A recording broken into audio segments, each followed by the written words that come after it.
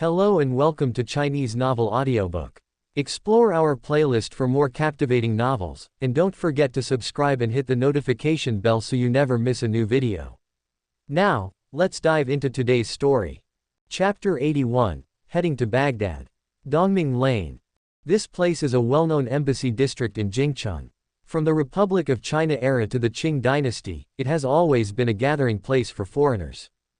Around 7 in the evening, Nie Zhenbang had already arrived here, less than 500 meters from Dongming Lane, at Halal Restaurant, a well-known Islamic restaurant in Jingcheng.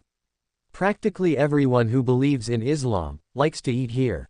As Nie Zhenbang entered, those who were dining inside looked up at him. It's rare for non-Muslims to come here, especially a Han like Nie Zhenbang. The waiter welcomed him with a smile, saying, "Sir, are you here to dine? Since you're here, please be careful with your words. Please be mindful of Islamic taboos." Nie Zhenbang nodded and replied, "No problem, I came here at the invitation of Mr. Abdullah. May I know where his reserved room is?" The waiter's expression became respectful upon hearing his words. Abdullah Yarabram Sumaida was a familiar face in the Halal restaurant. His identity as ambassador of Iraq to Warsaw, and frequent visits to the restaurant eventually led everyone there to know Abdullah. Hearing Nie Zhenbang's request, the curious spectators retracted their gaze.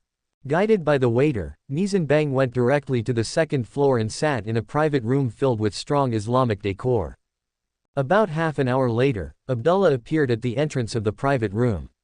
Seeing Nie Zhenbang, Abdullah greeted him in accented Chinese with a smile. "Excuse me, are you Mr. Nie? Mr. Li told me that Mr. Nie is an extraordinary figure in Jingcheng, but I did not expect him to be so young." Nie Zhenbang also stood up, extended his hand, and said, "Mr. Abdullah, I'm delighted to meet you here." Mr. Li was overly generous. "I don't have as much influence as he described. It's just that I have some small connections." Abdullah, dressed in a very Muslim style, was wearing a white robe and a white turban on his head. His beard and appearance highlighted the typical Middle Eastern style. Upon hearing Nie Zhenbang's reply, Abdullah laughed. He motioned Nie Zhenbang to sit down, and after the waiter had finished serving the dishes, Abdullah said with a smile, "Mr. Nie, according to Warsaw customs, you like to discuss affairs at the dinner table. Can we have a good talk before dinner? Do you have any matters to discuss since you reached out to me through Mr. Li?" Abdullah, also an Asian, was very direct. He got straight to the point in less than 2 minutes. Nie Zhenbang chuckled and looked at Abdullah. "Honorable Ambassador Abdullah, to my understanding, your homeland is currently at war with Iran, and the flames of war have spread to your country, haven't they?" At this moment, Abdullah was not at all surprised. The Iran-Iraq war had been going on for nearly 7 years. It was not a secret. However, when talking about the war in Iraq, Abdullah looked desolate. It was fleeting, and then, Abdullah's face was filled with a confident expression. "Yes, Mr. Nie. The damned Iranians, with the support of the Soviets, have invaded my homeland. However, I believe that with the mediation of the United Nations and the support of the United States, we will ultimately win the war. Of course, it is undeniable that at this time, due to the United States' interests in the Middle East, they must support you. But it seems the United States would not dare to directly confront the mighty Soviet Union. Your country is still in the midst of war. There is an old saying in Warsaw, without long-term considerations, there must be immediate sorrows." Before Nie Zhenbang could finish his sentence, Abdullah directly interrupted his words. In later years, the Middle East region experienced many terrorist attacks, including the notorious Uncle who gained fame in the early 21st century. These people were fanatic religious extremists, and their mentality was difficult for ordinary people to understand. Abdullah also had these tendencies. Perhaps Nie Zhenbang's words had provoked him. Abdullah's face darkened, and he cautiously said in a calm voice, "Mr. Nie, what are you trying to say?" Nie Zhenbang smiled and said, "Mr. Abdullah, don't be impatient. I have no other intentions. The purpose of reaching out to you through directly is simple. I think your country must need weapons. AK-47 assault rifles produced by the Soviet Union, single-soldier rocket launchers, and even including SAM shoulder-fired missiles. Of course, if you need them, T-72 or Katyusha-style weapons are also possible." At this moment, Abdullah stood up. Who is this Mr. Nie, and what does he do? A Soviet. Impossible, he has such a typical Washa face. But how could he get so many Soviet-style weapons? The T-72, a tank currently in service with the Soviet Army. Moreover, Director Lee was very mysterious and vague when he introduced him, only saying that someone wanted to discuss military affairs with Iraq. But he did not specify who Nie Zhenbang was or his background. After a moment of silence, Abdullah also said solemnly, Mr. Nie, this is a significant issue. I can't make a decision right away. Everything will have to wait until I get a response from the president back home. Soon, Abdullah stood up, turned around, and walked out. Being a well-known halal restaurant, people like Abdullah certainly have some special emergency phone lines here. Otherwise, what if Abdullah had an emergency while eating here? Could he let the president wait? After a while, Abdullah came back into the private room, looking much more relaxed.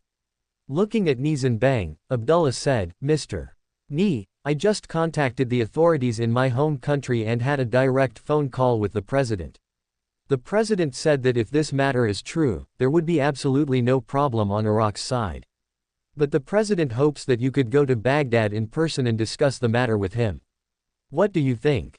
In fact, for any ordinary arms dealer, such conditions are quite presumptuous. After all, this is only the first exploratory contact, and neither side has established a relationship of trust. No one would take such a big risk to negotiate and trade with a country. However, Nie Zhenbang was initially prepared to go to Iraq. He clearly understood that relations between Iraq and the United States were not as close as before once the Iran-Iraq War started. Instead, Iraq began extensive military trade with the Soviet Union, leading to the Gulf War several years later. Iraq was completely at odds with the United States. Considering all these factors, Saddam was eager to acquire military weapons from other sources besides the United States. It was safe for him to go there. With this in mind, Nie Zhenbang nodded and said, Of course, Mr. Abdullah, I would be honored to go to Iraq. I believe that our cooperation will be very pleasant. Abdullah also nodded, being a very decisive person himself.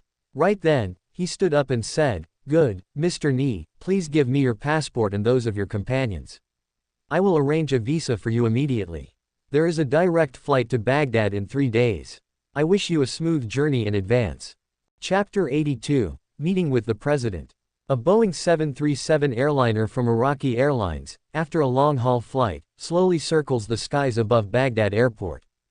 At this moment, Nie Zhenbang and Long sit together in the first-class cabin. Overlooking the cityscape of Baghdad, Nie Zhenbang becomes somewhat emotional. Going forward, this will be the true battleground. Also, he will confront a figure who will be remembered as remarkable by future generations.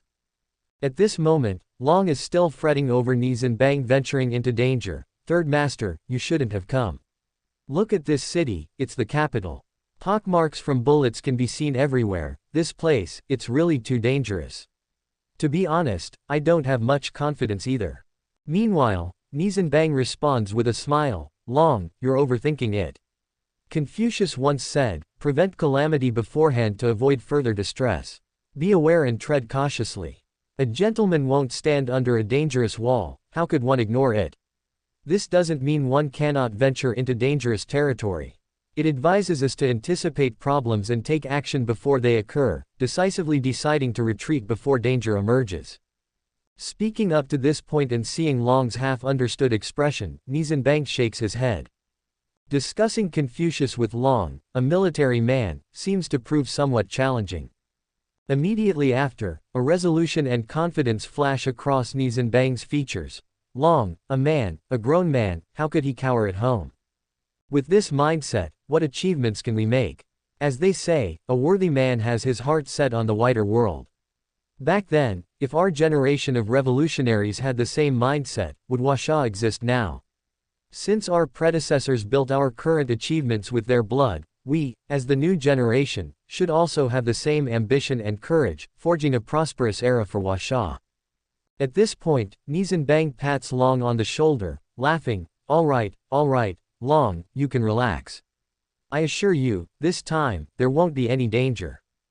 After establishing communication with the ground tower, the plane slowly starts to descend. At the same time, it proceeds to the runway for landing. When the plane steadily parked in the apron of Baghdad airport, numerous soldiers already filled the apron. The entire airport was practically under martial law. A convoy of HMMWV Humvee 80s model off-road military vehicles parked next to the plane, led by a young Arab man. As Nie Zhenbang descended the flight stairs, the young man approached. The man appeared to be around 21 years old. His eyes were very cold, emitting a brutal glare constantly, filled with a sort of religious fanaticism. When Nie Zhenbang descended, the man examined Nie Zhenbang. Seeing Nie Zhenbang being younger than him, the man promptly saluted and said, "Mr. Nie from the distant east, I am Uday Hussein. On behalf of the president, we welcome your arrival." Uday. Nie Zhenbang was taken aback. This was a famous figure. The guy who next year would beat to death his father's trusted bodyguard with a single strike. As Lao Sa's first son, he held an undisputed right to inheritance in the Arab world. Pity that Uday was too brutal. Dealing with someone like him, it's tolerable to keep up appearances, but as for any deeper associations, Nie Zhenbang would steer clear of him. Subsequently, Nie Zhenbang responded with a smile, "Mr. Hussein, hello. Thank you for your warm welcome. Thank you for the president's magnanimity." The convoy traveled through Baghdad city and stopped in front of an utterly inconspicuous house. Now is the critical moment of the Iran-Iraq war. At this moment, Iran's pressure left Iraq breathless. If not for the support from the United States from behind, Lao Sa would have been unable to hold on already. Naturally, Lao Sa held his personal safety in the highest regard. Under the gaze of several solemn-faced soldiers, two bodyguards approached Nie Zhenbang as soon as he entered the building. They said to him in English, "Sir, please raise your hands. We need to conduct a routine search." Nie Zhenbang and Long both understood a bit of English. Nie Zhenbang's English knowledge came from his previous life's school studies. Long, on the other hand, had learned English back when he was in the military, due to certain special needs. At this moment, hearing the mention of a body search, Long stepped forward first. He adopted a defensive posture, his expression serious, and said firmly, "A body search? That's impossible. Mr. Nie is not your prisoner, he is a guest of your president." The scene suddenly froze. At this moment, Uday walked in from outside, a flash of disgust passed his face as he looked at the bodyguards. He then said in a deep voice, "Kamel, what are you doing? You always just try to please my father. Don't you know this is a distinguished guest from the distant east? Get lost." Seeing Uday's reaction, Nie Zhenbang couldn't help but laugh. No wonder Uday lost his inheritance rights and was forced out of the center of power in the future. He was reckless and impulsive, brutal, arrogant, and indulgently luxurious. He was a completely mad tyrant. At the same time, Nie Zhenbang looked at Kamel with interest. This confidant of Lao Sa's, who loyally makes up for his master's consumption, might have already started planning to take a mistress for Lao Sa. Sadly, Kamel didn't know that next year because of this, he'd be sent to heaven by Uday with a single strike. With Uday's intervention, Nie Zhenbang and Long managed to avoid having their bodies searched. After passing through several doors in the building and descending a set of stairs, they were faced with an exquisitely grand door. At this moment Uday also stopped. Looking at Nie Zhenbang, he said, "Mr. Nie, please enter. The president is inside waiting for you." Upon opening the door, they found Lao Sa seated in a wide chair. He didn't even bother moving but watched Nie Zhenbang intently. As Nie Zhenbang was sizing him up, Lao Sa was scrutinizing Nie Zhenbang. After a while, Lao Sa finally spoke with a smile, "A guest from the east. Thank you for your sympathy and friendship towards Iraq. I've heard from Abdullah that your family is an elite one in the East. You're able to help us get arms, right?" Seeing Nie Zhenbang, Saddam was a bit incredulous. Inwardly, he was cursing at Abdullah for believing in the words of a mere child. At this moment, Nie Zhenbang chuckled. Lao Sa's expression was a classic. His nonchalant demeanor and the lack of enthusiasm towards him suggested that he still didn't believe in Nie Zhenbang. Perhaps it was due to his youthful appearance, which made him look 20. Had Lao Sa known that Nie Zhenbang was only 17 plus, he probably wouldn't have given him an audience in the first place. Thinking this, Nie Zhenbang shook his head, "Mr. President, please forgive my audacity. I'm unable to assist you and your country in acquiring weapons. After saying this, Nie Zhenbang checked Lao Sa's expression. The dictator who dominated Iraq was poker-faced. Nie Zhenbang marveled inwardly at the composure of this ruler, an ordinary person couldn't compare.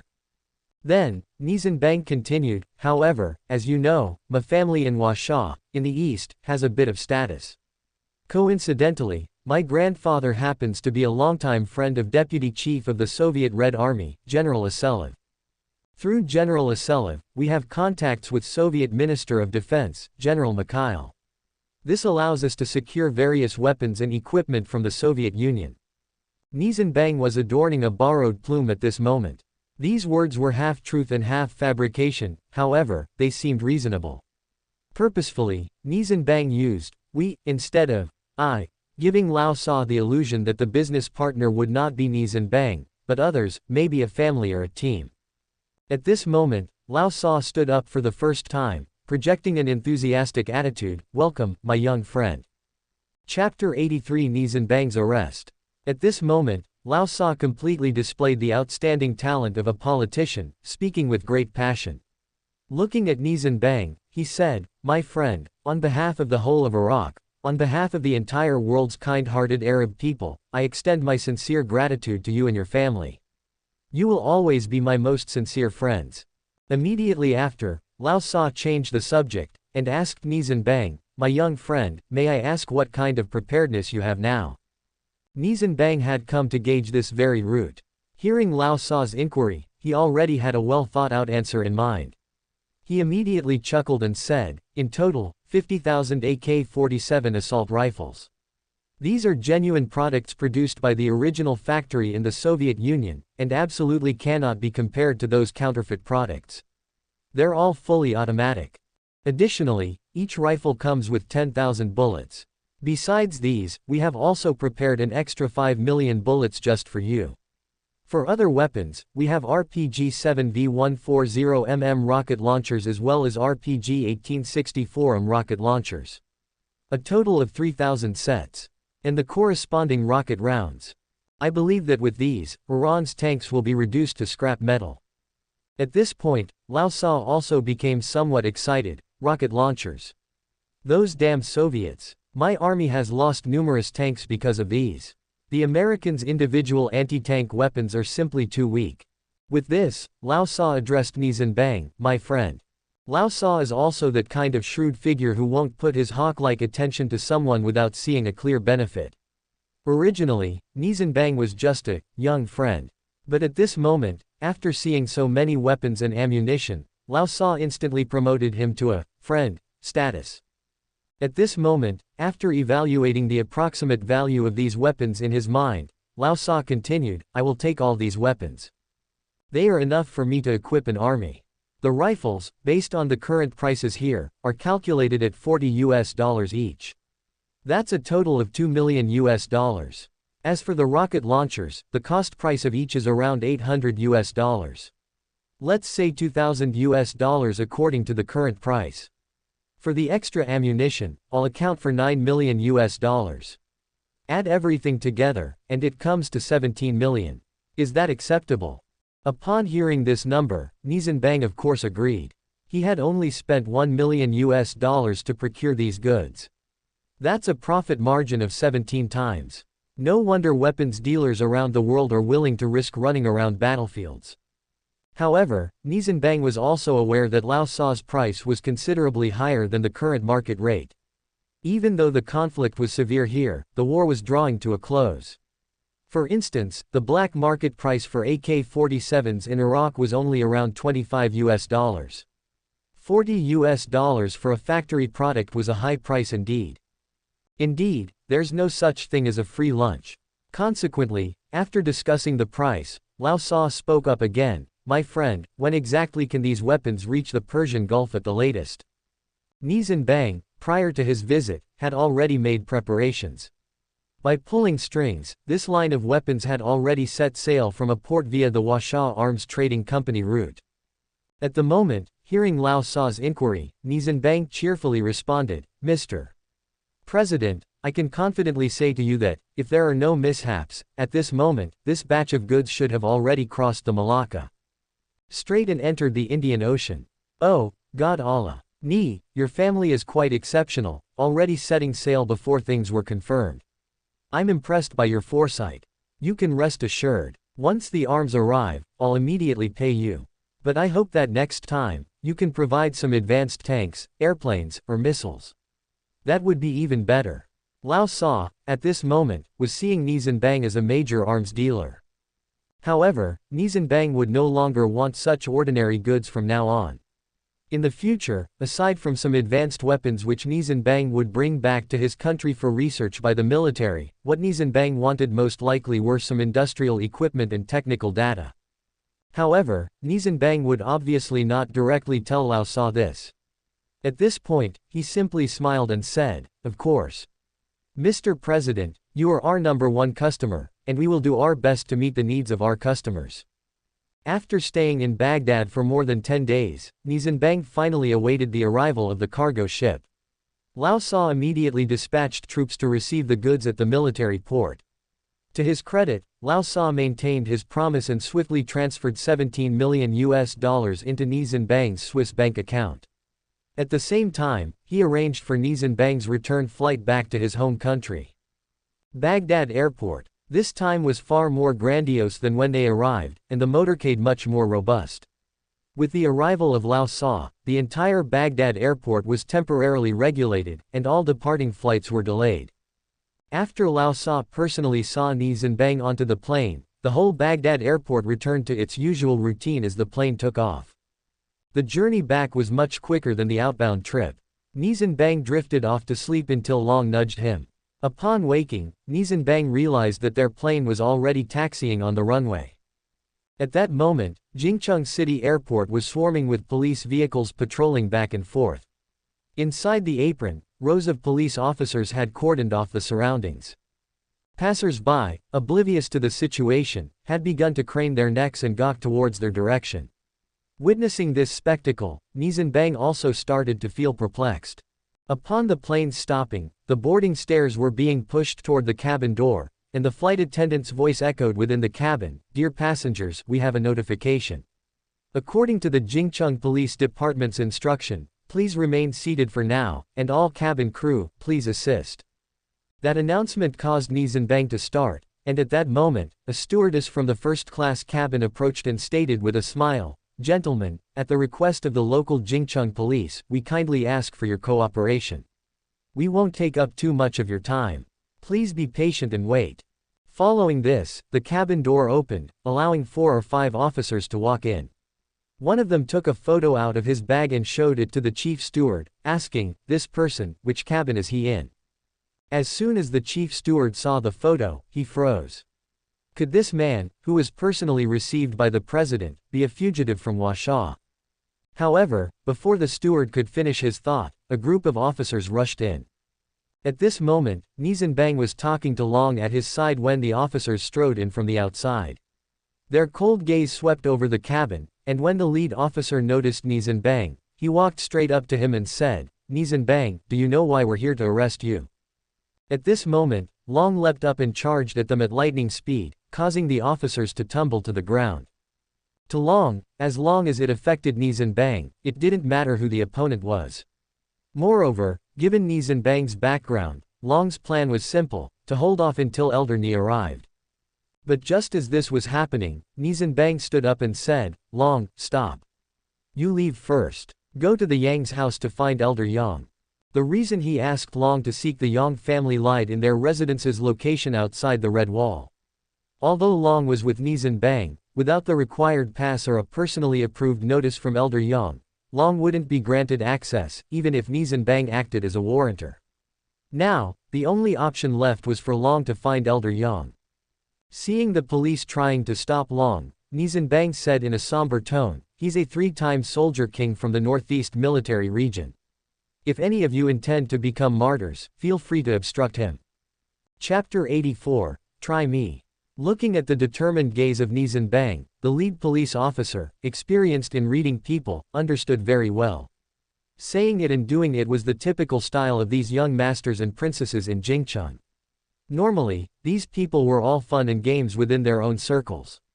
But if anyone really provoked them, their fate would be extraordinarily tragic. Thinking of this, the lead police officer gestured to his men. At this time, no other officers went after Long.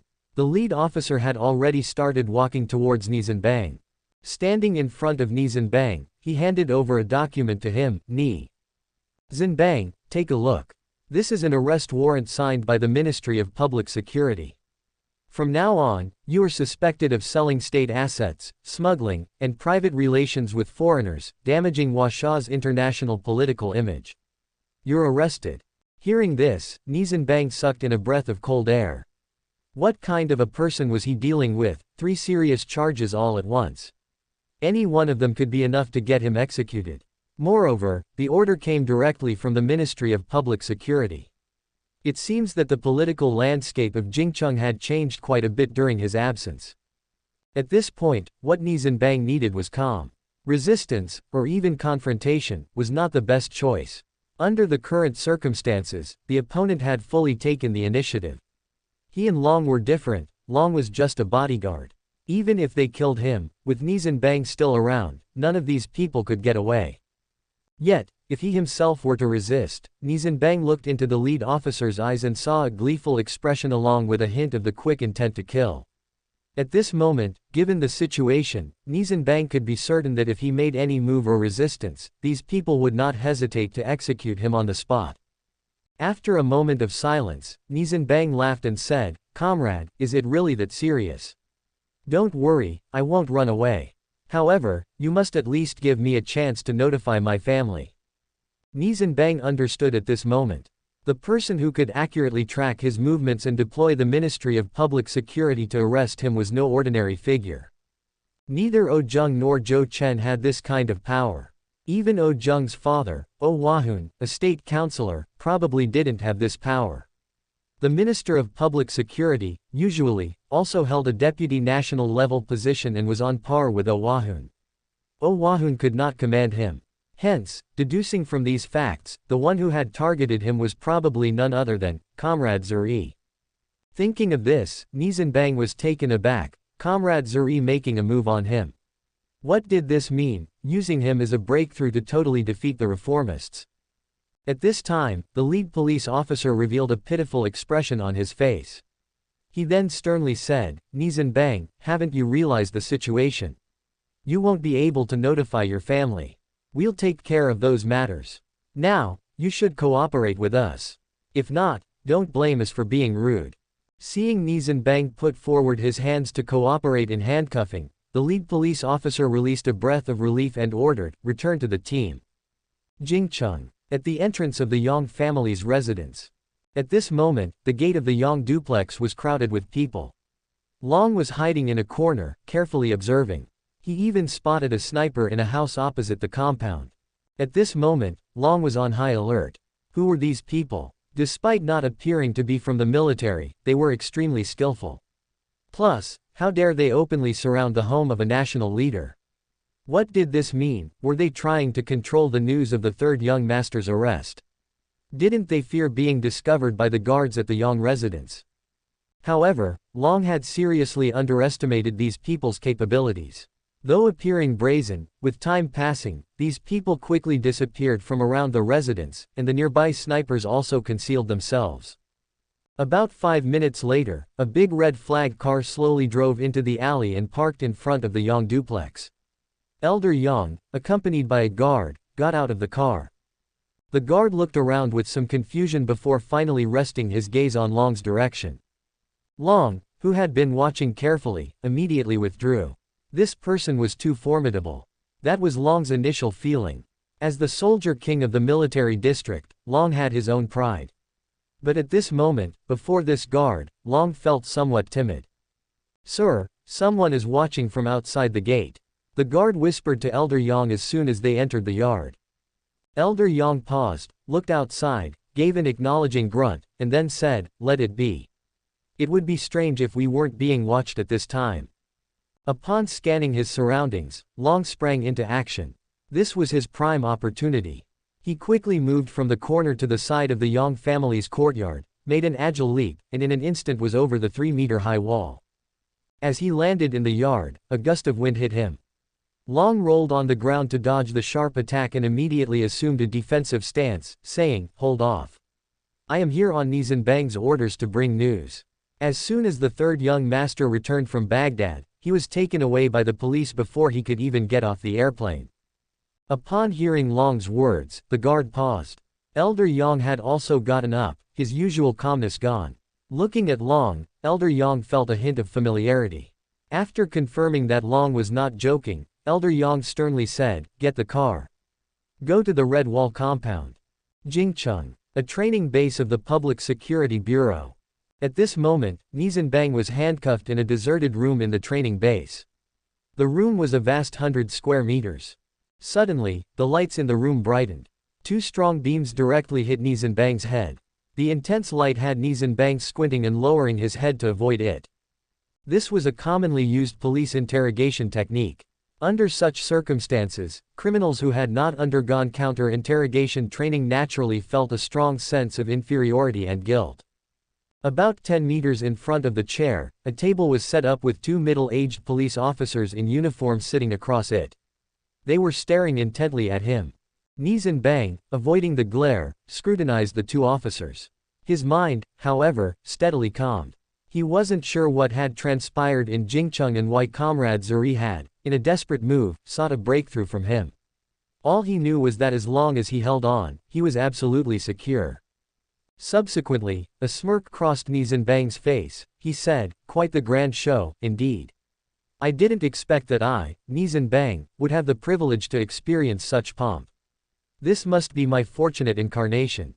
Bang! All of a sudden, one of the officers slapped the table, his eyes burning with anger, stared at Nie Zhenbang aggressively and said in a stern voice, "Nie Zhenbang, be honest, don't you dare think that you can be above the law because of the connections and privileges of your family. I tell you, that is absolutely not allowed. Now, frankly admit your crimes. Perhaps, there may be a lighter punishment. Otherwise, get ready for the prison." Nie Zhenbang only shook his head in amusement and taunted, "Officer, there's a saying, confess and be lenient, resist and be strict. Do you think I'm an idiot? Confess. Haha, confess what? There's a Chinese saying, if they want to condemn you, they'll always trump up a charge. Why don't you just slap me with a bogus charge? Why the need for the charade with the interrogation? Wouldn't that be simpler?" As soon as the words came out, one of the officers stood up, looking at Nie Zhenbang and said sternly, "Good lad, it seems that unless we use some methods on you, you'll not realize what the Horse King sees." Upon hearing this, Nie Zhenbang's expression also instantly darkened. These people were actually going to torture him for a confession. He then looked solemn, saying fiercely, "Torture for a confession? Dare to touch me? Don't say I didn't warn you. If you have the guts, try touching me." Chapter 85, In Hiding. "Ha ha, Nie Zhenbang, do you think this place is the Nie family's territory? If I lay a hand on you, what can you do? Do you think you can even walk out of here?" The police officer who stood up ready to take action burst into mockery after hearing Nie Zhenbang's words. Nie Zhenbang sneered coldly, and a chill emerged in his eyes. In this life, Nie Zhenbang had never experienced such rage. Staring at the police officer, Nie Zhenbang slowly threatened, "Let's see if you have the guts to try. I, Nie Zhenbang, am making myself clear today. If you dare lay a finger on me, as long as I don't die, I swear I will annihilate your whole family." Dominating and confident, that's Nie Zhenbang. Just now, amidst the dark circumstances, Nie Zhenbang carefully reconsidered the so-called 3 major sins. As for the so-called crime of embezzlement of national assets, it's totally unfounded. Nie Zhenbang's shipment, although it does not have legal import and export procedures, does not exist in the domestic arms list either. So there is no issue of selling national assets. As for smuggling, it could barely be counted, except, currently, there is no trade between Russia and the Soviet Union, so there's no question of taxation. It's a gray area as to how to levy taxes on trade with countries that are diplomatically severed. When it comes to exporting, he had used the channel of Washaw Arms Trading Company and followed standard customs procedures. There's no smuggling involved. The last crime, secretly having foreign connections, could perhaps hold during the time of the Great Revolution, amid the fervent atmosphere. But now, Nie Zhenbang possesses complete legal documents, including a visa issued by the Iraqi ambassador. Visiting a country that has officially established diplomatic relations with Washa is perfectly normal. So, at this moment, Nie Zhenbang is completely unafraid. Moreover, he has realized that these people are clearly targeting him. Despite Nie Zhenbang avoiding trouble, that doesn't imply he's afraid of any. Having experienced pain in his past life, Nie Zhenbang isn't willing to go through it again. This time, whoever stands in his way will be swiftly dealt with. As Nie Zhenbang's words fell, the police officer about to attack leapt up, his face revealing a ferocious, frightening expression. He roared, "Wipe out my whole family. I'll wipe you off first. Let's see how you are going to annihilate my family." The officer was already rushing towards Nie Zhenbang. They knew very well that Nie Zhenbang is skilled in martial arts, hence why they had handcuffed him to the interrogation chair, immobilizing his arms. But, he had forgotten that Nie Zhenbang's legs were still free. As the officer approached the door intending to strike Nie Zhenbang's chest, Nie Zhenbang's leg had already kicked him. 2 solid kicks struck the man, propelling him back several meters onto the floor. Nie Zhenbang's leg strength isn't something ordinary. His long-practiced martial arts, specifically shape-intent fist, emphasizes explosive power. Those kicks left the man speechless for a long moment. Meanwhile, another man at the desk rose and ran to his coworker, helping him regain his breath after some massaging.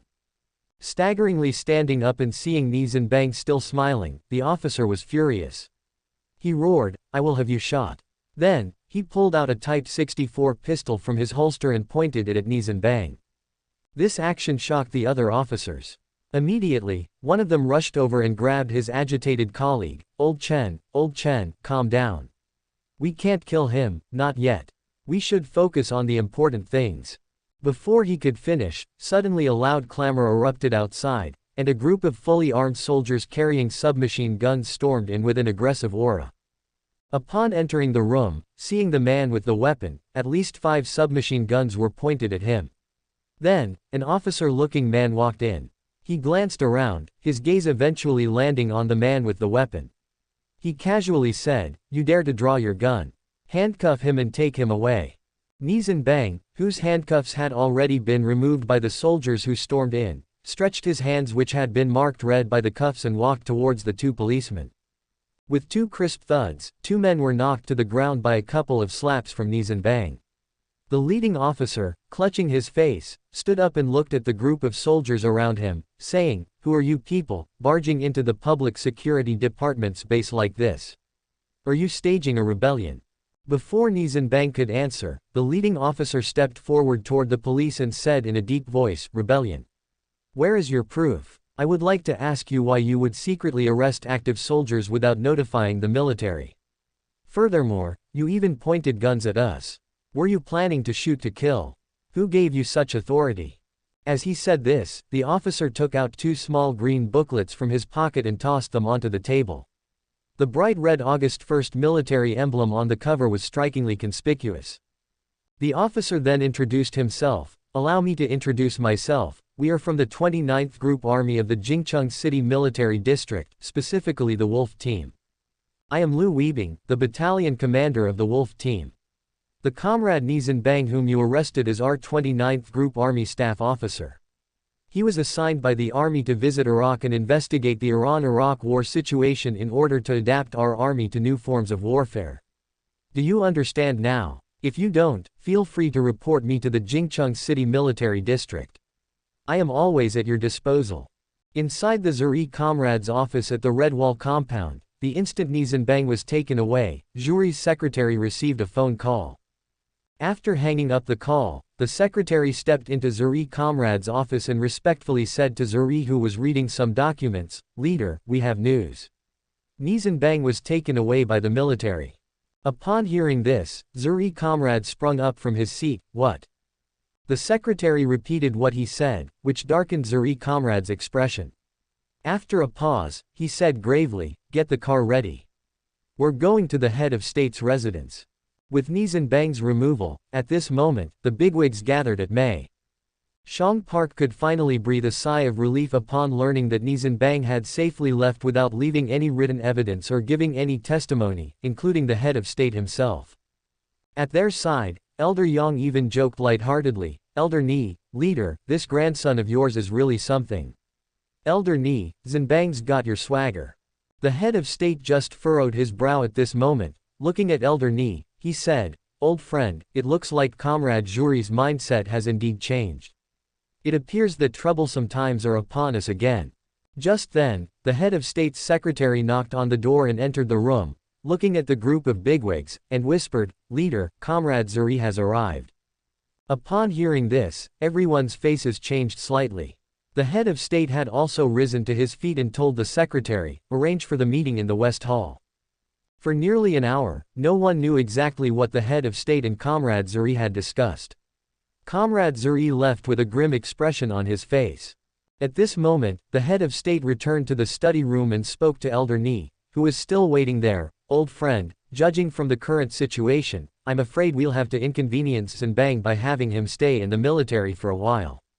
Subscribe to Chinese Novel Audiobook YouTube channel. Chapter 86, Fresh Recruits. As a longtime veteran, Elder Nie had a deep understanding of the leader. This moment, seeing the leader's solemn expression, he didn't inquire about the reason. Nor did he bring up the results of the conversation between the leader and Comrade Zuri. He simply nodded and straightforwardly said, "I will abide by the leader's decision. This kid has been somewhat unruly of late.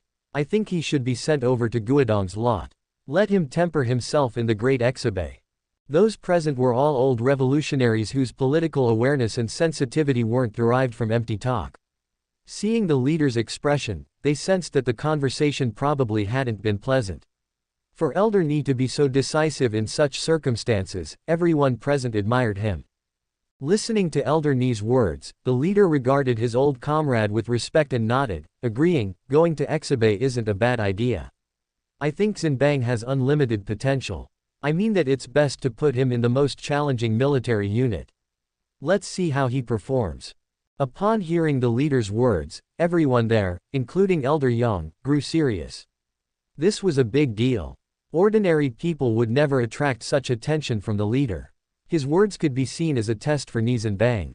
If he could pass the test and perform commendably, Nie Zhenbang's future would be limitless. Whether he turns out to be a dragon or a worm, depends entirely on Nie Zhenbang's performance. The 29th Army. Within the guest house at the military headquarters. At this moment, since Nie Zhenbang was brought back here by these soldiers, he was arranged in the guest room of the guest house, without any service personnel or anyone else coming over. Opening the door, two soldiers stood guard on either side. Seeing Nie Zhenbang open the door, both of them turned simultaneously, both watching Nie Zhenbang. Now, if Nie Zhenbang dared to go out, these people would probably tie him up immediately. "Brothers, is your leader here? Saving me only to keep me captive doesn't seem like a solution," Nie Zhenbang said with a laugh. However, his greeting was met with the expressionless faces of the two soldiers. Neither of them replied. After hours of waiting, at the faint light of dawn, several red flag cars slowly entered the guesthouse compound. Through the window, the old man was seen getting off with a stern expression. A moment later, the door was opened from the outside. The old man walked in. Looking at Nie Zhenbang, the first thing the old man said was, "Not bad, a descendant of Nie family, brave and unyielding. You understand when to advance and when to retreat. However, this time, you won't be able to stay in Jingcheng." These opening words brought Nie Zhenbang some joy. In his memory, whether it was his past life or now, the number of times the old man had praised the third generation of the Nie family could be counted on one hand. Even Nie Zhenbang, as the third successor of the Nie family, was only praised once. However, the latter words caught Nie Zhenbang off guard and confirmed his guess. Even the old man and the leader want to avoid conflict. The shadowy figure behind this attack on him is apparent. Only that person can make the leader compromise. Of course, this doesn't mean that the leader and the old man are afraid of that person. At their level, there's a lot to consider. If it were a provincial or municipal official, it would be fine to have a fight to the finish. But, at this level, any tug could affect the whole country. Caught off guard for a moment, Nie Zhenbang quickly nodded and replied, "Understood, I have no objections." Seeing Nie Zhenbang's nonchalant demeanor, the old man looked approving. This grandson's behavior surprised elder Nie, and he felt curious about his son-in-law whom he had not yet met. How could a civilian cultivate such an outstanding person? Of course, elder Nie didn't know that Nie Zhenbang's current behavior was a result of his rebirth. Then, the old man also nodded and said, "It's best that you have understood. This time, I plan to send you to Tianshan province, the Exibay military region. The Nie family has a military background. As a member of the Nie family, you should go to the great melting pot of the armed forces and get some good grinding." Quote. As he spoke, the old man's face became serious as he looked at Nie Zhenbang. Zhenbang, Li Kong from the Wei dynasty of the Three Kingdoms once said in his fake discourse, "The tallest tree in the forest will be destroyed by the wind. The water piled up by the shore will be whipped into frenzy. If one raises himself higher than others, the mass will be envious. The mirror of history is nearby, the overturned chariot is followed by new tracks." Pausing for a moment, the old man said earnestly, "Zhenbang, the unwarranted trouble you encountered this time is probably related to your flamboyant behavior in Jingcheng over the past year and more. I hope that this time in the army, you will engage in some serious self-examination. Also, regarding your identity, I have taken care of it for you. You are Nie Zhenbang from Yanbei, a common foot soldier who is a university student. Do you understand my meaning? After 3 years of compulsory military service, I hope to see a more mature Nie Zhenbang. I hope to see a Nie Zhenbang who can support the entire family. Do you understand?" At this moment, Nie Zhenbang's heart was pounding. What was the old man's intention? Was he expressing a certain attitude? Was he planning to train Nie Zhenbang as a key member of the Nie family? He brushed off these alluring ideas and calmed down. No matter what, he had to make a name for himself. The old man's intentions were clear. This time, he would just be an ordinary person. No privileges. No advantage. Immediately, Nie Zhenbang nodded. "Grandpa, I understand. Please rest assured, I won't disappoint your grandpa." Nan Xuan. The current situation kept the old man busy. With Comrade Jury's action, the whole country's atmosphere became somewhat tense. On the surface, the struggle between the reformists and conservatives seemed to have cooled down. But this is merely a superficial tranquility portrayed by the national media. In the local areas, the struggle was becoming increasingly intense. This was the calm before the final battle. Nie Zhenbang took a military vehicle from the 29th Army in the morning. Protected by a group of soldiers, Nie Zhenbang flew directly from the military airport in the southern suburbs of Jingcheng to Guangzhou City, the location of the Exibay military region. At this moment, the tarmac of Northwest Military Region Guangzhou Military Airport was filled with new recruits from all over the country. Nie Zhenbang was also among the crowd. Compared to the others, who all carried a big bag, Nie Zhenbang, who came empty-handed, seemed eccentric despite also wearing a military uniform. At this moment, an open-top military jeep drove towards them. The leader of the team immediately shouted, "Gather! Stand at attention!" On the jeep, a soldier in his late 20s sat in the passenger seat, face full of pride, his gaze sweeping over each new recruit. He then said, "Welcome to the great Exibay, you rookie soldiers." Chapter 87, The Show of Authority. The whole place fell silent. Newbie noddles wasn't a kind term. In fact, it reflected the old soldiers' scornful attitude towards new ones. Nie Zhenbang's eyebrows furrowed slightly. In his previous life, Nie Zhenbang had never had such an opportunity. Except for some past major incidents, Zhenbang's current path was entirely new. Just then, a man dressed as an officer jumped down from the truck and addressed approximately 400 new recruits in a stern voice. "Newbie noddles, from today, you are soldiers of the 18th Group Army's 1st Infantry Division in the Exibay military region. Our base is over 1,300 kilometers away from here. I command everyone to turn left and board the plane." The military transport aircraft's large cabin door was opened. The soldiers lined up in 2 columns and orderly boarded the plane. These newbies, having gone through a basic training at their respective county's military department, could understand military orders. Once more than 500 people had boarded the plane, the aircraft slowly moved onto the runway and gradually increased its speed to take off. After approximately 2 hours in flight, the plane landed again. At that moment, in the military airport located in the suburbs of Kashi in Tianshan, a dozen military trucks were parked along the side. The officer reappeared and as usual, began with the same line, "Newbie Noddles, get in the truck. Let me introduce myself as your new recruits instructor. My name is Yao Yuan. Starting from today, I will be accompanying you through unforgettable 3 months." The truck quickly left the airport. Kashi was completely desert. Dust billowed behind the truck as it sped down the dirt road. After about half an hour's drive, the truck arrived at the military base. Many soldiers were training on the large training field. As soon as the recruits got off the truck, Yao Yuan's expression once again became serious, and he roared, "All of you gather together, run around the entire training field 10 times. As soon as his words fell, all the new recruits started protesting. At that moment, they were essentially civilians who had just put on military uniforms. Concepts like regimentation, military discipline, and the weight of military orders weren't in their minds yet.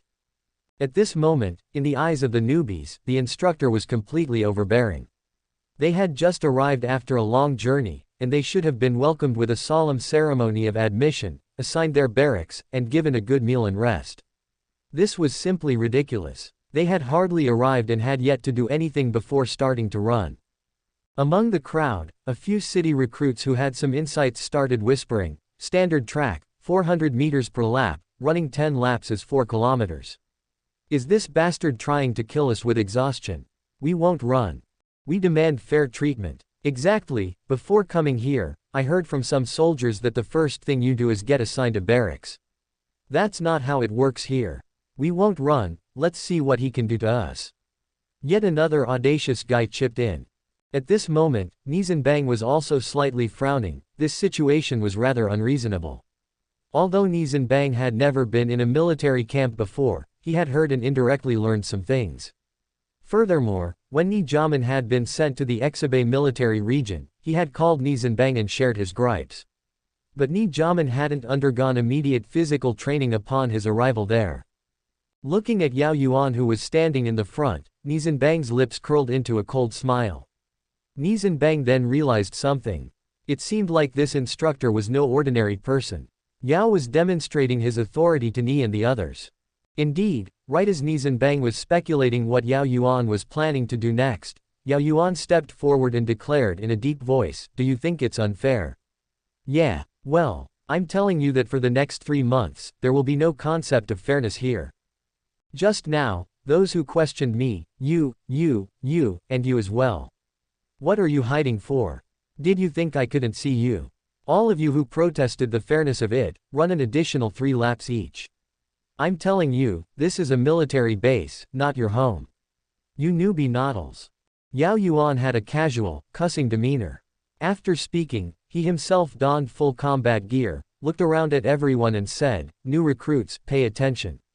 I am fully equipped, with a load of 40 pounds. This time, I will complete the entire run with you. Don't say I'm being unfair to you." However, at this moment, a new recruit suddenly shouted from the crowd, reporting. Upon glancing, there was a young man, about 18 years old, about 1.73 meters tall, thin, but his whole demeanor was strong and tanned. Speaking in accented Mandarin with a southern dialect, he said, "Instructor, on what grounds do you disregard us new soldiers? I will compete with you. Isn't it just 10 laps? I will also carry 40 pounds. After all, I'm used to running on mountain roads." This statement surprised Yao Yuan. Looking at the young man with an amused smile on his face, he said, "Fine, we'll do as you propose. However, if I surpass you by 2 laps, you will have to run an extra 10 laps. Fall in." If this were any other time, Nie Zhenbang might have stepped forward. However, Elder Nie's words had sunk in. At this moment, Nie Zhenbang did not voluntarily stand up, but quietly prepared. Under Yao Yuan's command, the 500 new recruits began running. After 1 lap, those who started the fastest had almost all slowed down. By this time, Nie Zhenbang and the young man who had just competed with Yao Yuan closely followed behind Yao Yuan.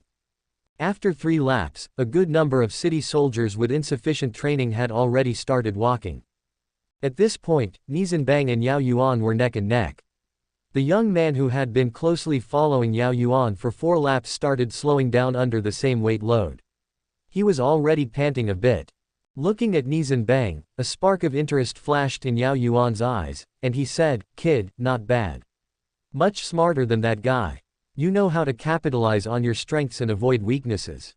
You are a good prospect. Next, I will speed up. Are you still up for the challenge?" Nie Zhenbang sneered in his heart. This Yao Yuan appeared carefree, acting as if he were superior, but in reality, he was incredibly cunning. 4 kilometers of armed running was nothing to an old soldier like Yao Yuan. After all, the Washa army excelled in physical training. Those who usually undertook 10 or even 20 kilometers of armed cross-country running, putting all of their energy into this 4-kilometer run, could naturally increase their speed considerably. Also, this guy was insidious. He knew that talking during a run was the last thing one should do, but he intentionally provoked Nie Zhenbang into speaking to disrupt Nie Zhenbang's breathing rate. He was certainly unscrupulous. At this moment, Nie Zhenbang merely glanced lightly at Yao Yuan, raised his eyebrows, showing a hint of challenge in his gaze. Instead of responding, he increased his speed to temporarily overtake Yao Yuan and take the lead. At that moment, on the top floor of the 1st Infantry Division's office building, 2 officers were standing in front of a window, observing the situation on the drill ground through binoculars. One of the middle-aged men, who looked very amiable, seemed like a gentleman. He turned to another middle-aged man with a very serious face and said, "Division Commander. What is Yao Yuan doing? As you said, the military region could have held a selection throughout the entire region, so why did they have to assign him to our division? Why not just keep him in the 84th Regiment of the 21st Army?" The division commander put down the binoculars and said in a deep voice, "Chief of Staff, we cannot decipher the intentions of the military region's leader. This is a death order from the Group Army Commander. Our task is just one, to fully support Comrade Yao Yuan." Speaking of this, the division commander looked somewhat envious, and sighed, "Chief of Staff, Yao Yuan comes from the Laotian frontline and was the soldier king of the 84th Regiment of the 21st Army. This time, the 84th Regiment suffered heavy losses in the Laotian defense battle. Our elite troops were lost. I heard that the Vietnamese secret agents caused us a big loss. Now it seems that the leaders of the military region are determined. Yao Yuan's mission has received the personal approval of Deputy Commander Nie from the military region. Our job should be to wholeheartedly support him." Chapter 88, You're Pretty Good. Witnessing Nie Zhenbang's current actions, Yao Yuan felt somewhat astonished. This kid was something else. As Nie Zhenbang picked up the pace, Yao Yuan soon followed suit, leaving the boy trailing behind them. By the time they reached the end, all new recruits had paused, having been lapped several times by Nie Zhenbang and Yao Yuan. Then, all the new recruits began to spontaneously cheer Nie Zhenbang on. Some of those who started with Nie Zhenbang were calling out his name. Then, all the others joined in. "Nie Zhenbang, keep going," they shouted.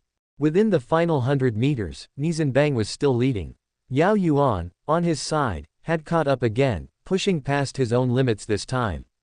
Carrying 40 kilos and running 4 kilometers at such a pace was not something just anyone could do.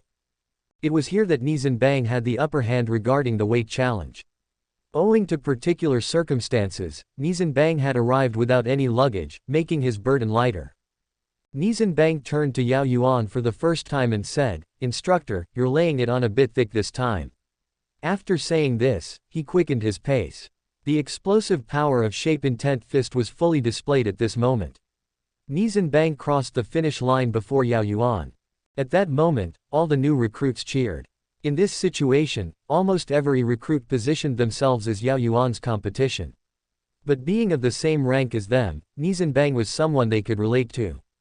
Looking at Yao Yuan, who was taking off his equipment, an expression of indifference on his face, Nie Zhenbang couldn't help but sigh inwardly. He walked up to Yao Yuan and said, "Instructor, truth be told, you are the real winner. Compared to you, my victory feels undeserved." Before Nie Zhenbang could finish, Yao Yuan waved it off. "Losses are losses, victories are victories. To be frank, you're a new recruit, and I'm a veteran. It's only fair under these circumstances. I can handle defeat," he said. Then Yao Yuan looked at Nie Zhenbang and asked, "Have you practiced martial arts?" Nie Zhenbang was somewhat surprised at Yao Yuan's powers of observation. However, Yao Yuan's straightforwardness made him appreciate the man even more. He nodded and admitted, "I trained for a few years. It was a family tradition." Hearing Nie Zhenbang's words, Yao Yuan grinned. The look he gave Nie Zhenbang was like a man beholding a hearty meal, which made Nie Zhenbang tense. As expected, Yao Yuan's tone turned grim. "That's good. Just as I thought. You're pretty good, Nie Zhenbang. In the upcoming 3 months, I will treat you differently than the others. Brace yourself for the hardship." Following Yao Yuan's wave of the hand, 50 soldiers jogged over. These were the veterans, who from today onwards would lead these squads of newcomers through 3 months of training. Under the leading veterans' instruction, the teams and barracks were quickly sorted out. Nie Zhenbang's squad leader was a man from Tianfu, who spoke with a distinct Tianfu accent. The southern youngster who carried the same load as the instructor happened to be assigned to the same squad. Seeing that everyone had settled on their beds, some excitedly chatting, the squad leader stood. The squad leader was around 1.70 m in height, of sturdy build, sporting a neat crew cut. His large eyes and candid smile gave off a feeling of honesty. His uniform was worn perfectly straight, and his buttons were meticulously fastened. Clapping his hands to gather attention, the squad leader began, "Comrades, we come from all corners of the country and we've all gathered here. This is a rare opportunity.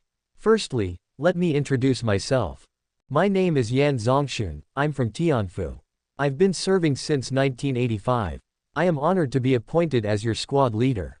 Our squad has every reason to be proud. Besides having a newcomer who dared to carry the same load as the instructor, we have a newcomer who bested the instructor. Comrades, this is our squad's glory. I hope that during the upcoming training, we could unite as one, confident and cooperative, and excellently complete every training mission. Do you have that confidence? In the army, that's how it is.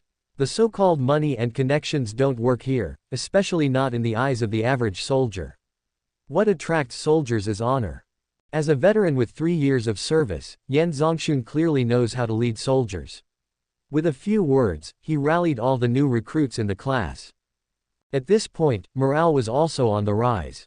The atmosphere had become much more harmonious, and Yan Zongxun seized the moment to say, "I've reviewed everyone's files, and Comrade Nie Zhenbang was already a pre-party member before enlisting.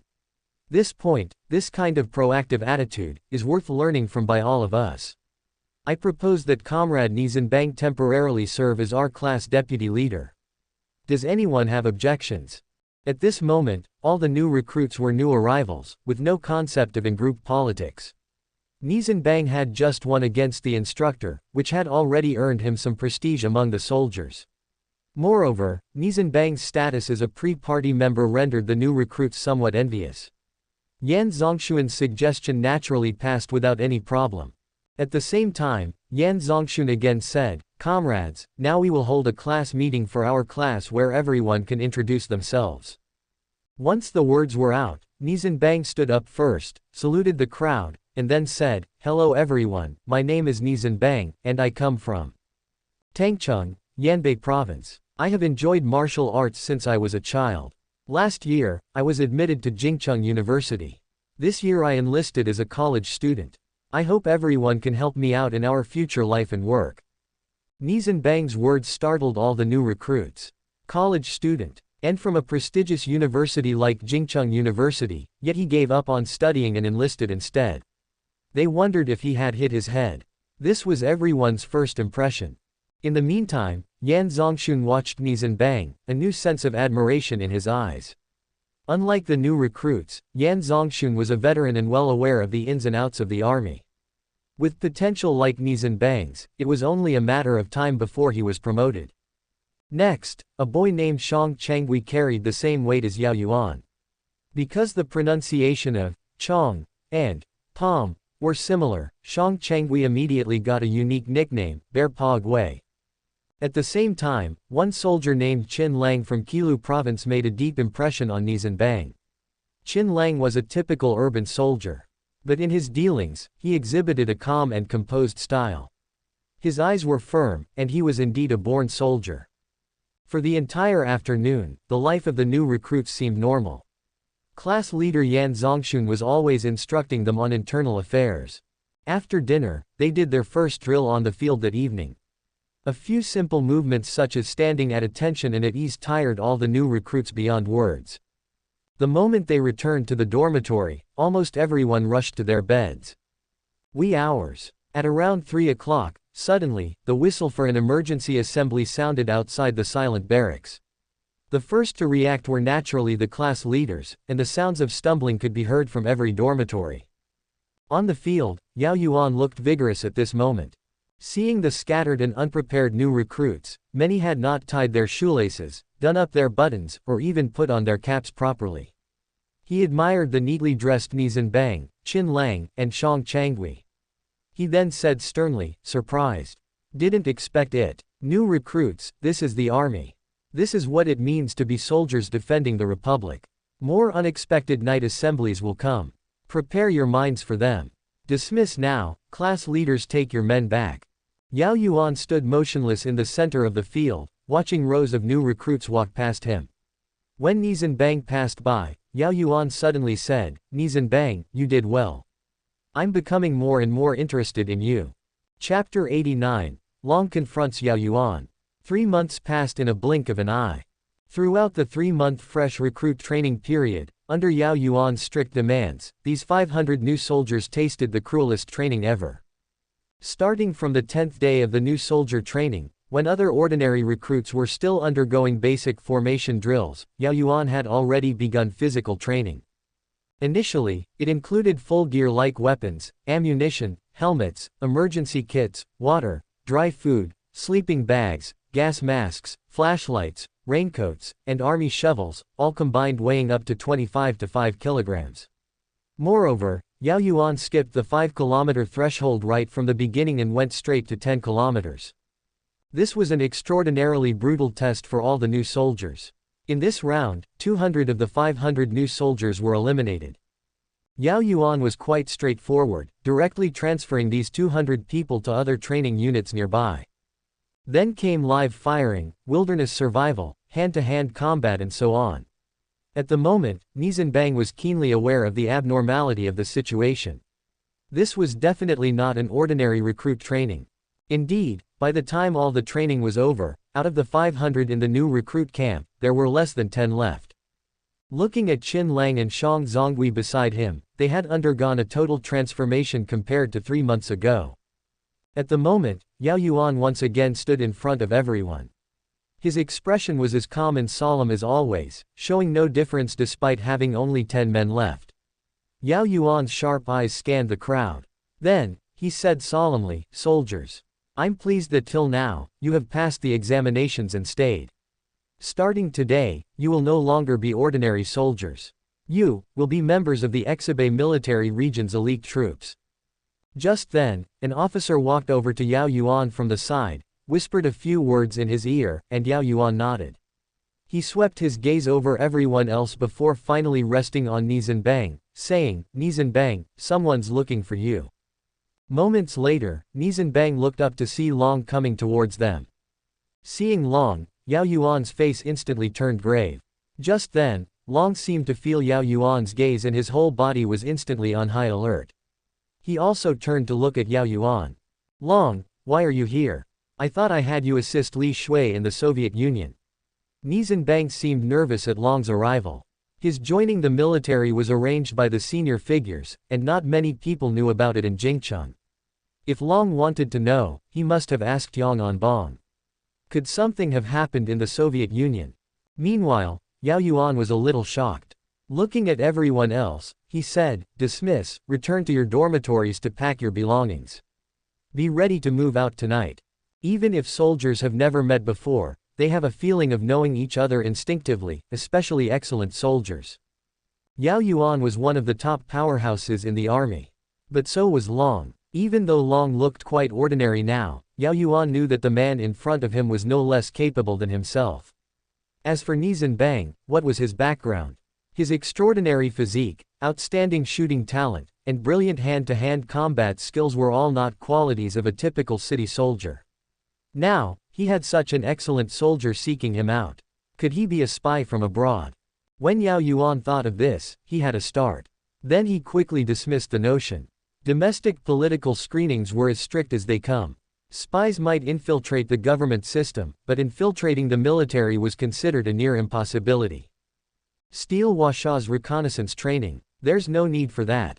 Nowadays, our country's special forces are still in their infancy, existing mostly as reconnaissance units. None of the country's 7 military regions have a formal special forces unit. We are just feeling our way in the dark. Stealing these things is impossible. The training of foreign special forces, such as those in the Soviet Union and Israel, is much more advanced than ours. They are globally recognized as formidable. As Nie Zhenbang approached, Long began to speak. Young Master Nie, there is a major issue with the Soviets. Miss Li is unable to make a decision herself. The matter has been brought to you. Upon hearing this, Nie Zhenbang's expression turned serious. He quickly asked, Long, have the Soviets broken their promise? Are Tiger and Li Shui okay? Seeing Nie Zhenbang's anxious look, Long's face softened slightly. As soldiers, Long and Tiger had skills but lacked capabilities. As Colonel Yuan had once said, they only had enough to make it as soldiers in this lifetime. However, where in the world could one be a lifetime soldier? The final outcome was nothing more than returning to civilian life. But now, after following Nie Zhenbang, they no longer had to worry about their family's financial situation. Money was never a concern. The money they had accumulated so far in their lives was more than enough. Most importantly, Long and Tiger both felt a profound sense of loyalty towards Zhenbang. Long shook his head and said, No, Mikhail and the others did ask about you. However, Miss Li cleverly replied that you were tied down by urgent matters at home. Combined with Ganokovich's persuasion, they stopped paying much attention. My main reason for being here is that they want to sell an aircraft to us. Aircraft. Upon hearing this, Nie Zhenbang's eyebrows rose. Do Mikhail and others have such audacity now? Yet, this was good news for Nie Zhenbang. He did not fear their audacity, what he feared was their indifference. Long continued, it's a heavy fighter designed by the Sukhoi Design Bureau and officially introduced into the Soviet military in 1985, the Su-27. The product is of excellent quality. However, Mikhail and his team's price is outrageously high.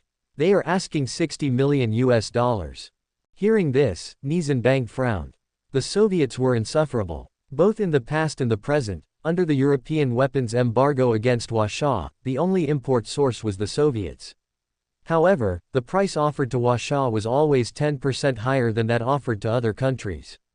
They were pure bullies. At this moment, Nie Zhenbang's face turned stone cold. He said, We'll buy it. Not only will we buy it, we'll raise the price to $1 billion. However, in addition to the Su-27, we want their Su-30 design schematics. Tell them we'll settle all payments in rubles and if possible, complete the transaction immediately, the sooner the better. Reconnaissance Battalion. Hearing Yao Yuan's words, Long's face showed unprecedented seriousness as he responded, Formerly functioned Military Region, 59th Army, Soldier of the Army's Security Battalion, Li Delong. Li Delong. You are a formidable opponent, interested in a duel. At that moment, Yao Yuan felt a camaraderie for the fellow warrior. It was rare to encounter such an opponent. Yao Yuan felt both an impulse and joy at the prospect. Nie Zhenbang was somewhat surprised at this development. Long's gaze displayed a hitherto unseen intensity. After a pause, he nodded slightly and said, You're not bad either. However, we can't do it here. Is there a quieter place? After all, I have already retired from the military. Nie Zhenbang's words excited Yao Yuan. A confrontation between two warriors of this caliber was thrilling to contemplate. Yao Yuan gestured with a wave, good, refreshing, a real man. Please follow me. Chapter 90, We Are Brothers. Southwest Region. Within the dense subtropical primitive jungle. At this moment, a pair of fully armed soldiers swiftly moved through. Leading them was a colonel, who abruptly crouched and waved his hand, signaling them to stop. On the ground concealed by the shrubs, there was a cigarette butt. The colonel picked it up, looked ahead, and chuckled, Clever boy, if it wasn't for Chin Lang's bad smoking habit, we probably wouldn't find you guys. The leader was Yao Yuan. This was a long-distance training exercise by the special forces directly under the Exhibei military region. At the end of 1987, after the reinstatement of military ranks, Yao Yuan was awarded the rank of major. At the beginning of 1990, the original reconnaissance battalion directly under the military region was completely transformed into a special forces battalion. As the battalion commander, Yao Yuan was naturally promoted, and his military rank was increased directly from a lieutenant colonel to a colonel. This was because the Special Forces Battalion belonged to the regimental system. Yao Yuan had caught a good break. 3 years had swiftly passed. Nie Zhenbang seemed to have disappeared since then. For every semester exam, the old man would use his connections to get an exam paper directly from Jingcheng University, and a dedicated person would deliver it to the Exabay military region for Nie Zhenbang to take the test. His 4 years of university life was about to graduate in the first half of this year. These years had seen dramatic changes, and with Nie Zhenbang's entry into the military, the conflict between the two factions had intensified. Eventually, these conflicts completely erupted last year. The head of state ruthlessly acted. The entire nation's military went into the first level of combat readiness, and the Jingcheng City Military District deployed to deal with this lax and seriously bourgeoisly liberal bourgeois trend. Meanwhile, as core forces of the reformers, both the Nie family and the Yang family received tremendous benefits. Yang Shengli, representing the Yang family, was promoted from the standing committee member of Jingcheng Municipal Party Committee and executive deputy mayor to deputy secretary and acting governor of Jiangnan Province. He was smoothly elected as the provincial governor at the People's Congress earlier this year.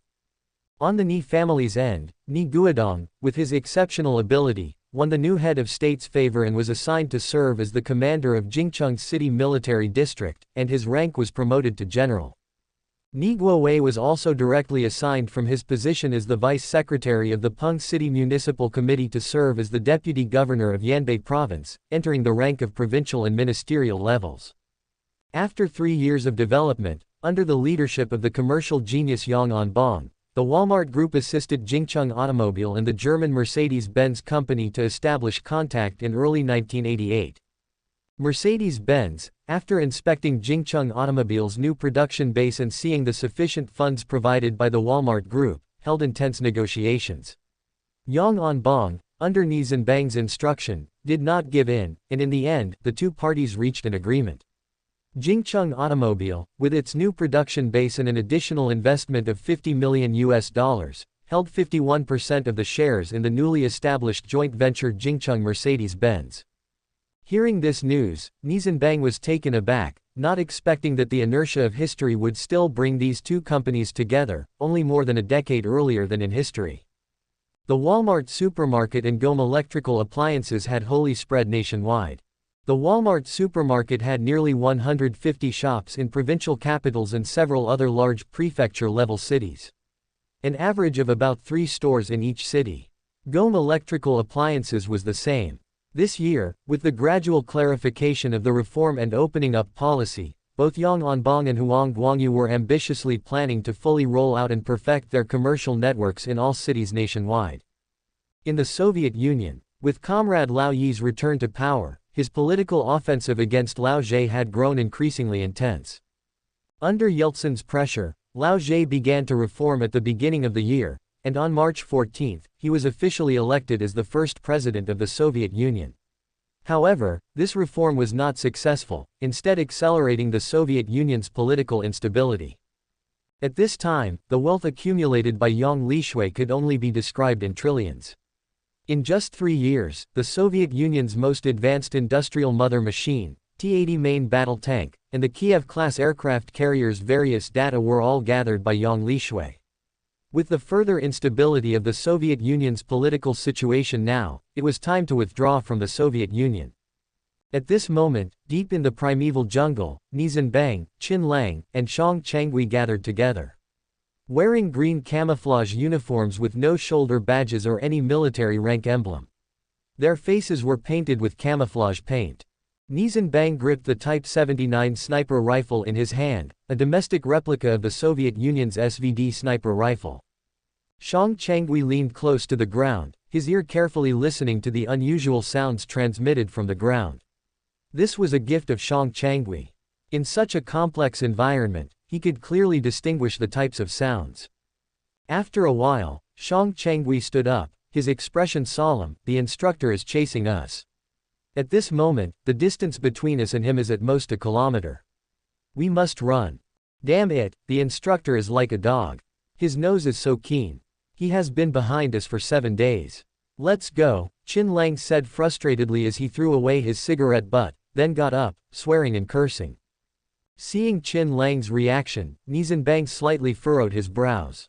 Qin Lang was born to be a soldier, possessing the intelligence of a city soldier and the persistence of a country soldier. The only regret was that Qin Lang's personality was inherently restless and too impatient. This kind of person could only flourish in favorable circumstances and would likely be driven to the extreme once frustrated. Nie Zhenbang also stood up, looked at Qin Lang and said, "Son, stop smoking. The whole way here, the instructor has been following your cigarette butts.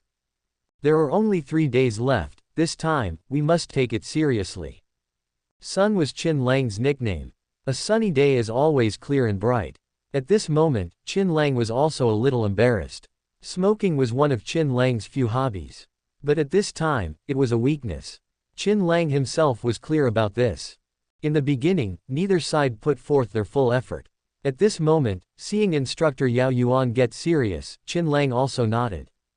Looking at Qin Lang and Shang Chengui, Nie Zhenbang said sternly, "Let's go, leave the instructor a final cigarette butt." For 3 days, Yao Yuan led a team to besiege and intercept the 3 of Nie Zhenbang. Along the way, there were several exchanges of fire. Qin Lang was also injured. But in the end, the 3 of Nie Zhenbang still persisted. At the finish line of this jungle training, Yao Yuan was waiting here with a serious expression. His face showed no signs of discouragement or annoyance, and he didn't show any emotion for losing to the 3 of Nie Zhenbang. Seeing the 3 of Nie Zhenbang emerge from the jungle, Yao Yuan stepped forward to give them a firm hug. "Congratulations, you have succeeded starting today." Quote. Speaking, Yao Yuan looked at Nie Zhenbang, his eyes containing some regret and reluctance. After a while, Yao Yuan said solemnly, "Nie Zhenbang, you are a good soldier. In due course, there's no denying that you have great potential for growth, something that Shang Chengui and Qin Lang can't compare to. Truthfully speaking, I don't want to let you go. But, this is the order of the head of the military district. I have to obey and execute it. Zhenbang, your order of retirement has been sent to the battalion." Seeing Nie Zhenbang, both Qin Lang and Shang Chengui were stunned. Shang Chengui quietly squatted down, while Qin Lang rushed up, grabbed Nie Zhenbang's collar, and roared, "Crown Prince, you coward. You are deserting. We are the most elite soldiers, how could we retire?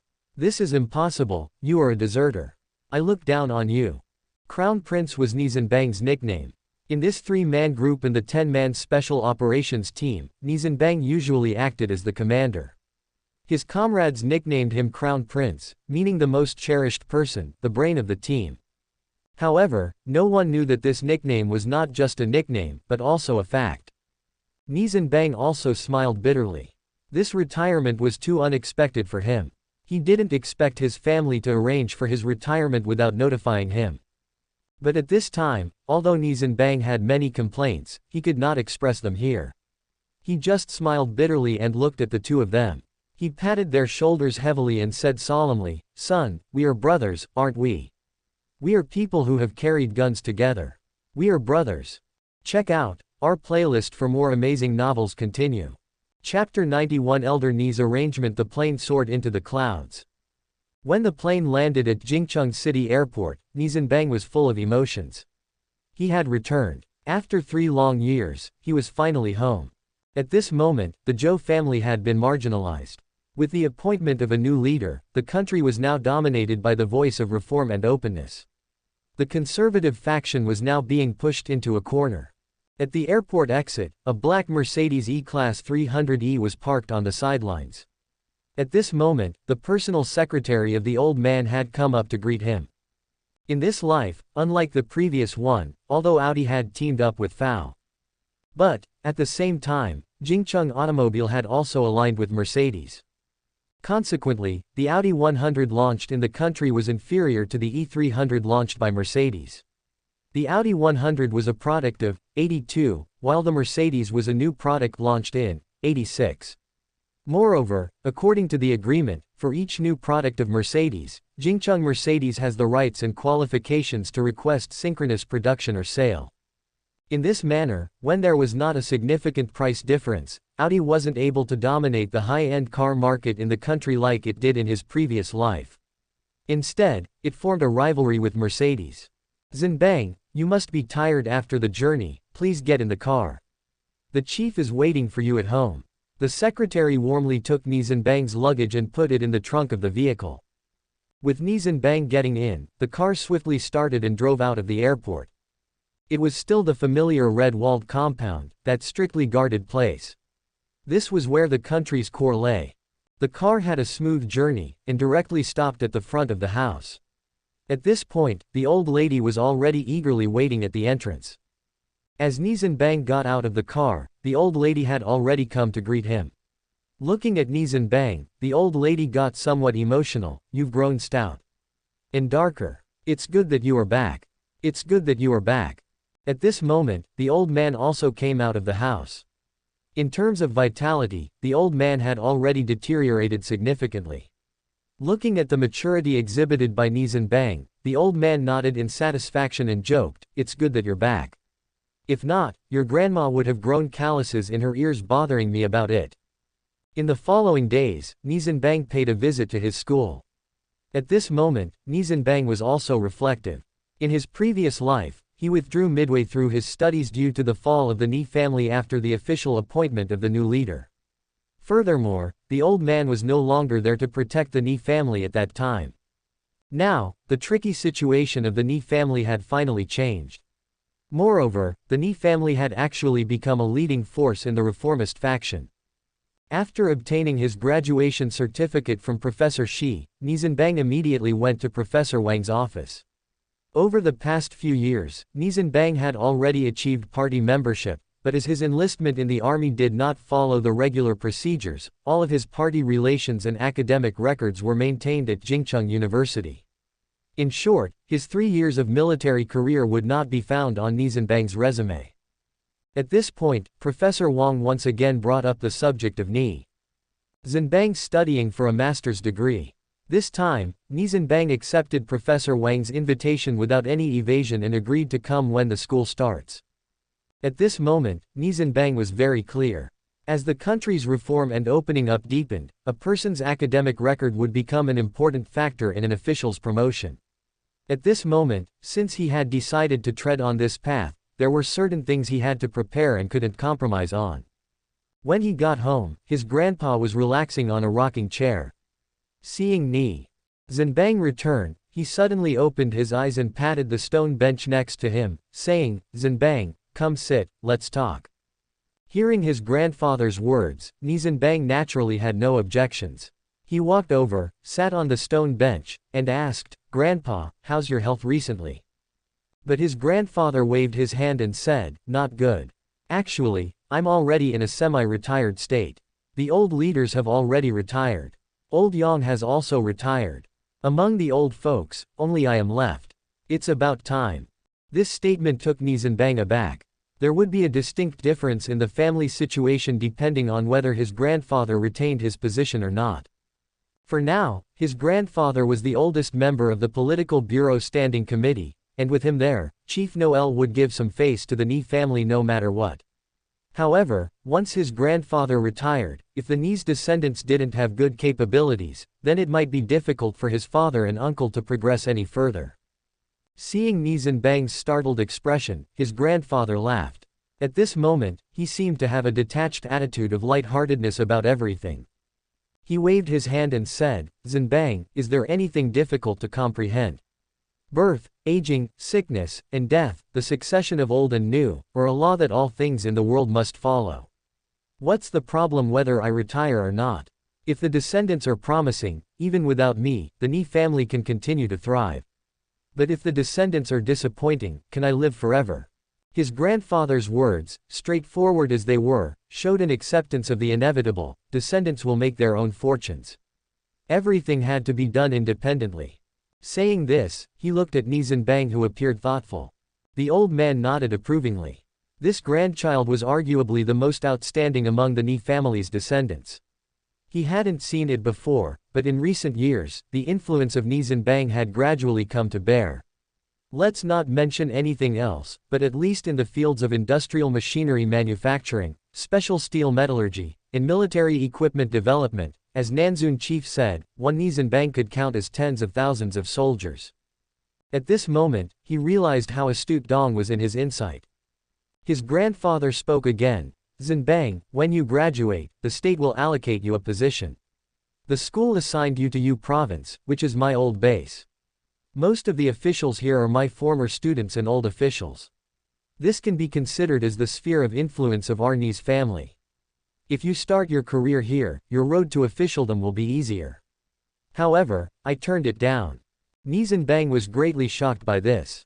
Originally, his plan was to go to Yudong, which is under the influence of the Yi family, or to Jiangnan province where his father Nie Guowei serves. He would serve as an official in a town, start from the grassroots, and climb step by step. This was the path that Nie Zhenbang had planned for himself. But now, his grandfather was suddenly changing the plan.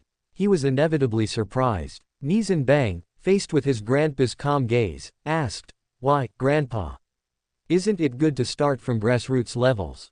I think the organization will attach more importance to grassroots experience in the future." Doing this. In response to Nie Zhenbang's question, his grandfather was not only unannoyed but relieved. The descendants of the Nie family, for all their good qualities, have little personal thought and judgment. This was a regret for elder Nie. It seemed that excessive discipline wasn't always good. However, Nie Zhenbang, his grandson who grew up among ordinary people, had given him some hope. Zhenbang, grassroots jobs primarily refer to county and city levels. There's no need for township work. Therefore, I've taken the liberty of arranging your work unit for you in advance. After saying this, the old man paused. Seeing Nie Zhenbang's calm yet expectant look, he nodded approvingly and continued, "Tomorrow morning, take your referral letter and report directly to the Youth League Central Committee." Upon hearing his grandfather's words, Nie Zhenbang was amazed and opened his mouth in surprise. Looking at his grandfather, he couldn't help but wonder, had his grandfather also been reborn? The crown prince came from the Youth League Central Committee, and the next deputy leader was currently serving there. Thinking about this, Nie Zhenbang's heart started to burn with enthusiasm. The central organization of the National Youth League, an institution known for nurturing talent. The League provided a significant proportion of administrators in national politics, starting with the Crown Prince. Although the Crown Prince no longer works in the central organization of the League, he still carries significant influence as a leading figure in the League. Moreover, the current bigwigs in the League are not even the first party secretary of the organization yet. If Nie Zhenbang could establish a good relationship with this crowd. Similarly, he would undoubtedly be able to establish a good relationship with the Crown Prince. Gaining the trust of both the current and the prospective Crown Prince would be a significant benefit to his future career. With these thoughts, Nie Zhenbang started to show excitement. He stood up and said to his grandfather, "Grandpa, I will follow your advice. Tomorrow, I will report to the central organization of the National Youth League." As Nie Zhenbang was leaving, a hint of smile appeared on the grandfather's face.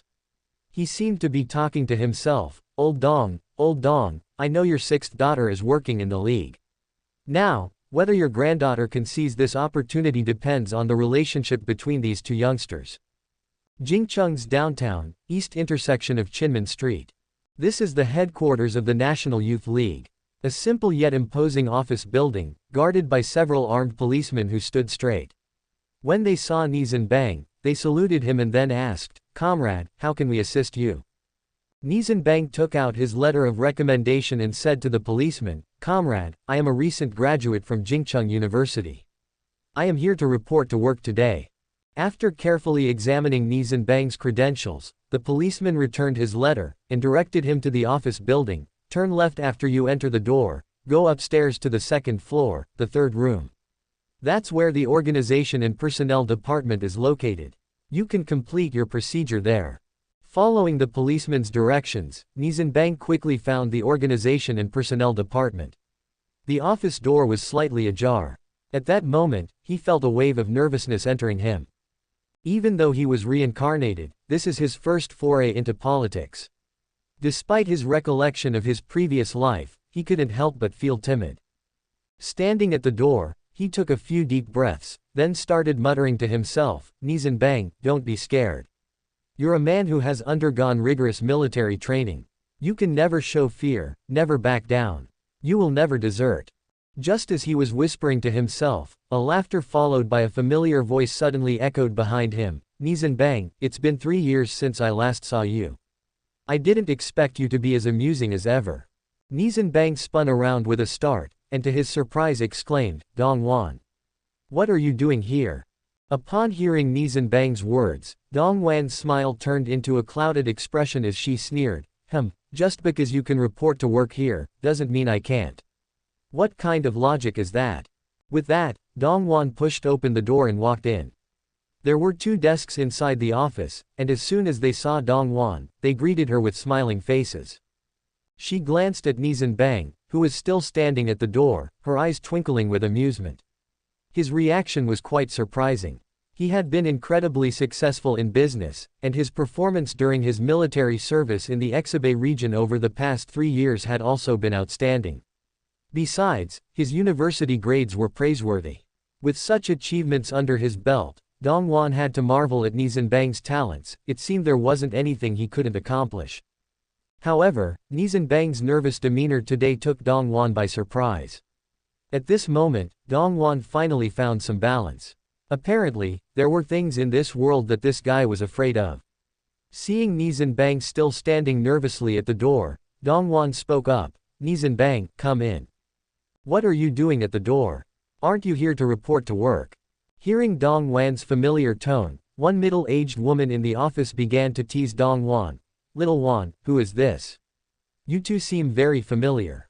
Could this be? As soon as Dong Wan heard this, her face turned red. Stamping her foot, she responded shyly, Aunt Yun, what are you talking about? There's nothing between him and me. All right, this is the directory of the heads of the young pioneers in each province. There you go. I gotta go. Thanks to Dong Wan's diversion, Nie Zhenbang's nervousness gradually subsided. Now, Nie Zhenbang has returned to his usual confident and composed state. Walking into the office, he addressed the woman Dong Wan called Aunt Yun. Hello, I am this year's graduate from Jingcheng University, here to report to work. Here is my introduction letter. Please take a look. Observing the way Nie Zhenbang spoke, the middle-aged woman was somewhat impressed. He seemed to know when to advance and when to retreat, and understood the rules of the game. Judging from the way he spoke to Dong Wan just now, there appears to be more than just an acquaintance between them. Moreover, when Dong Wan called her Aunt Yun right in front of him, some people might take the opportunity to build a relationship by calling her Aunt Yun as well. However, he didn't do that. This impresses the middle-aged woman. That's knowing when to advance and when to retreat. After all, her relationship with Dong Wan doesn't imply that Nie Zhenbang can call her the same way. Since he's here to report for work, a clear distinction between public and private affairs is necessary. Few people understand this.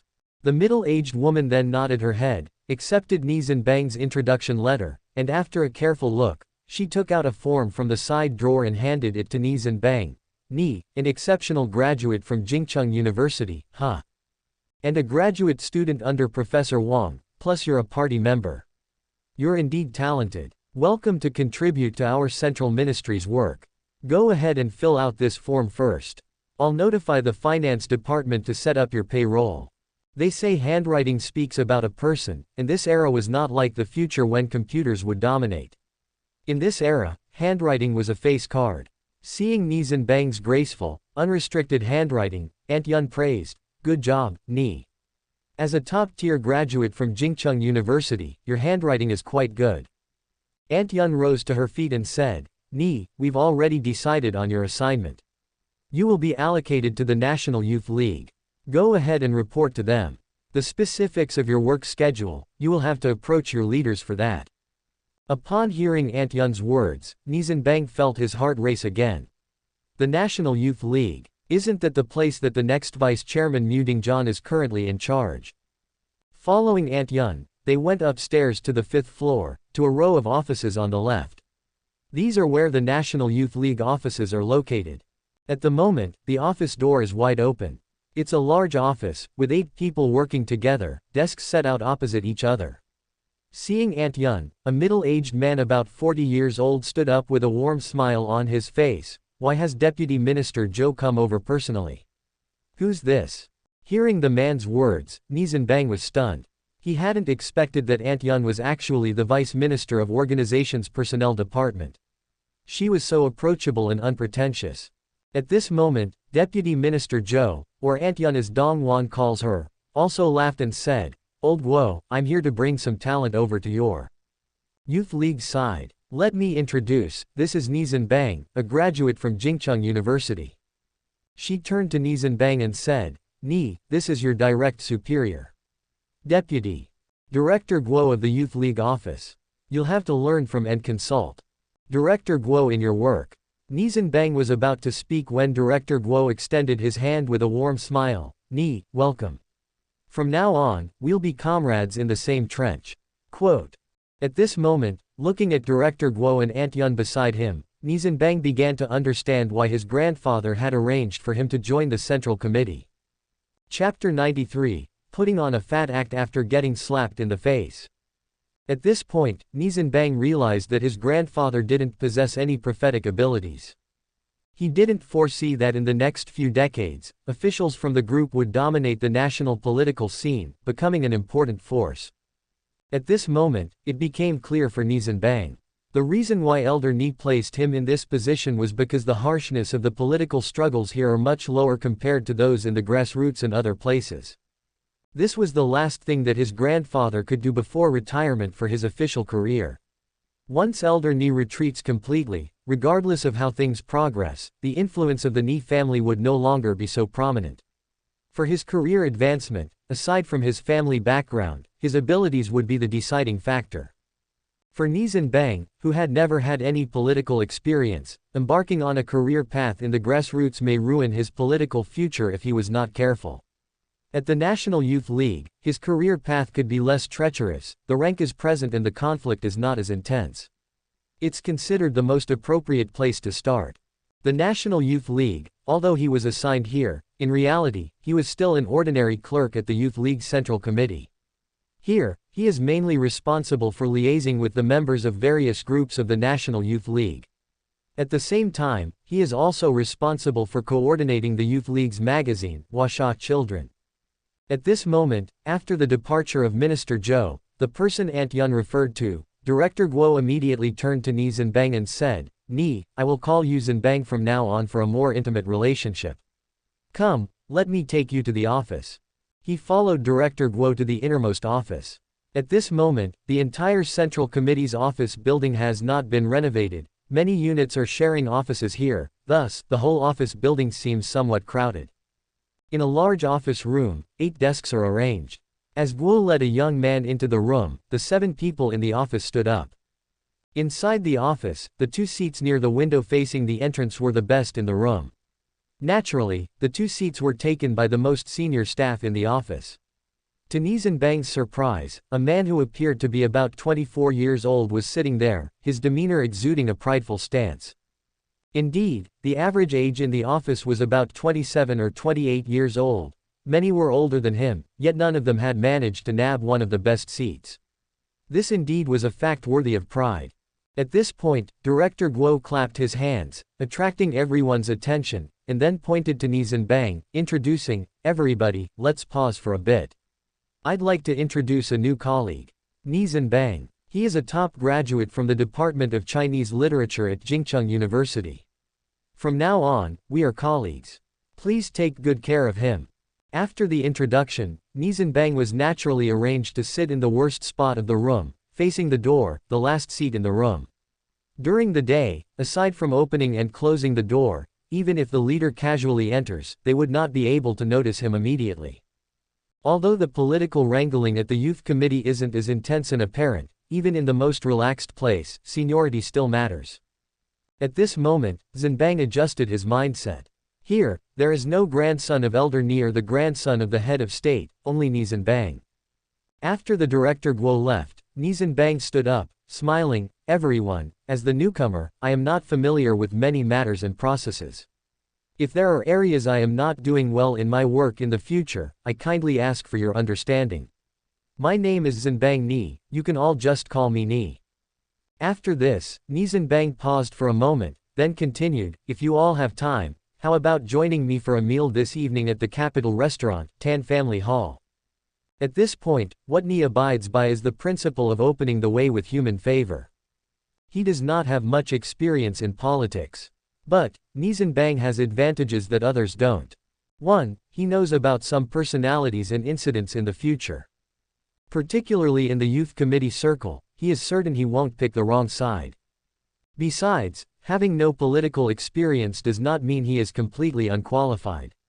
He has basic knowledge. At the grassroots level, and those cadres who have struggled for many years, stepping on others to climb up might be too fierce for Nie Zhenbang at present. However, at the youth committee where personal interest is not too essential, he might not be in his element, but he should manage to stay composed and unhurried.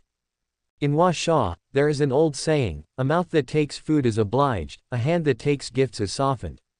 Since ancient times, this culture of treating has been valued in the Huasha officialdom.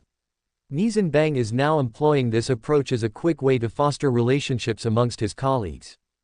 Ha, that's too kind, Nie. Tan restaurant isn't a cheap place. You've just graduated, there's no need to be so wasteful. I think the small eatery next to our office will suffice. We're all colleagues, there's no need for such extravagance. The speaker is a man sitting by the window at the far end.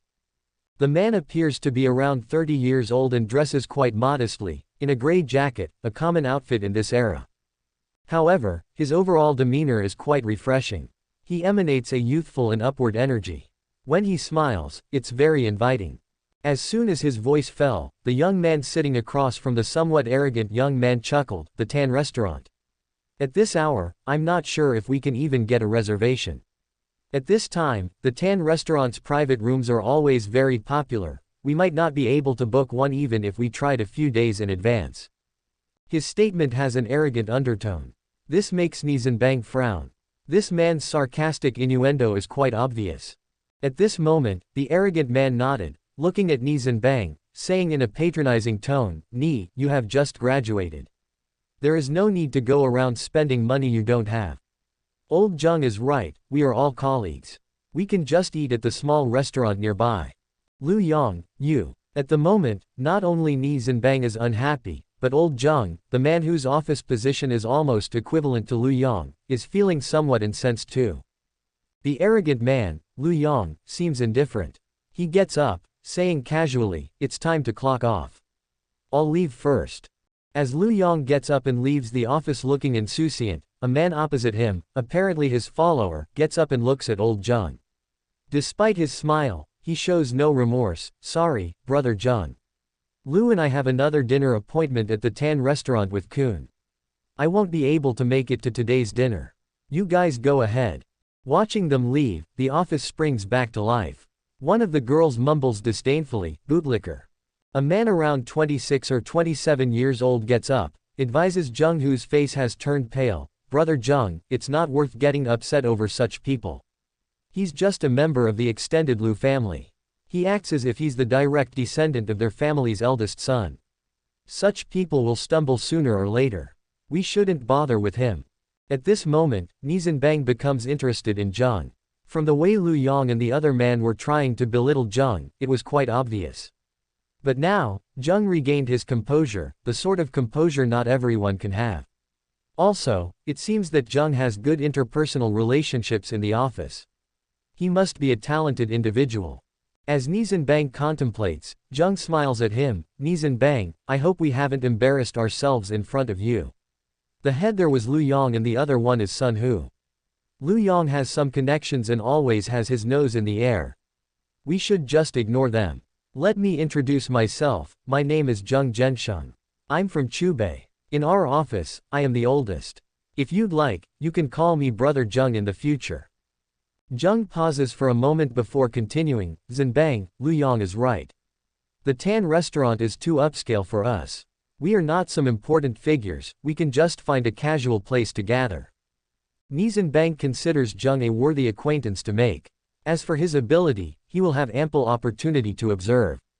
Yet, this kind of temperament is not common.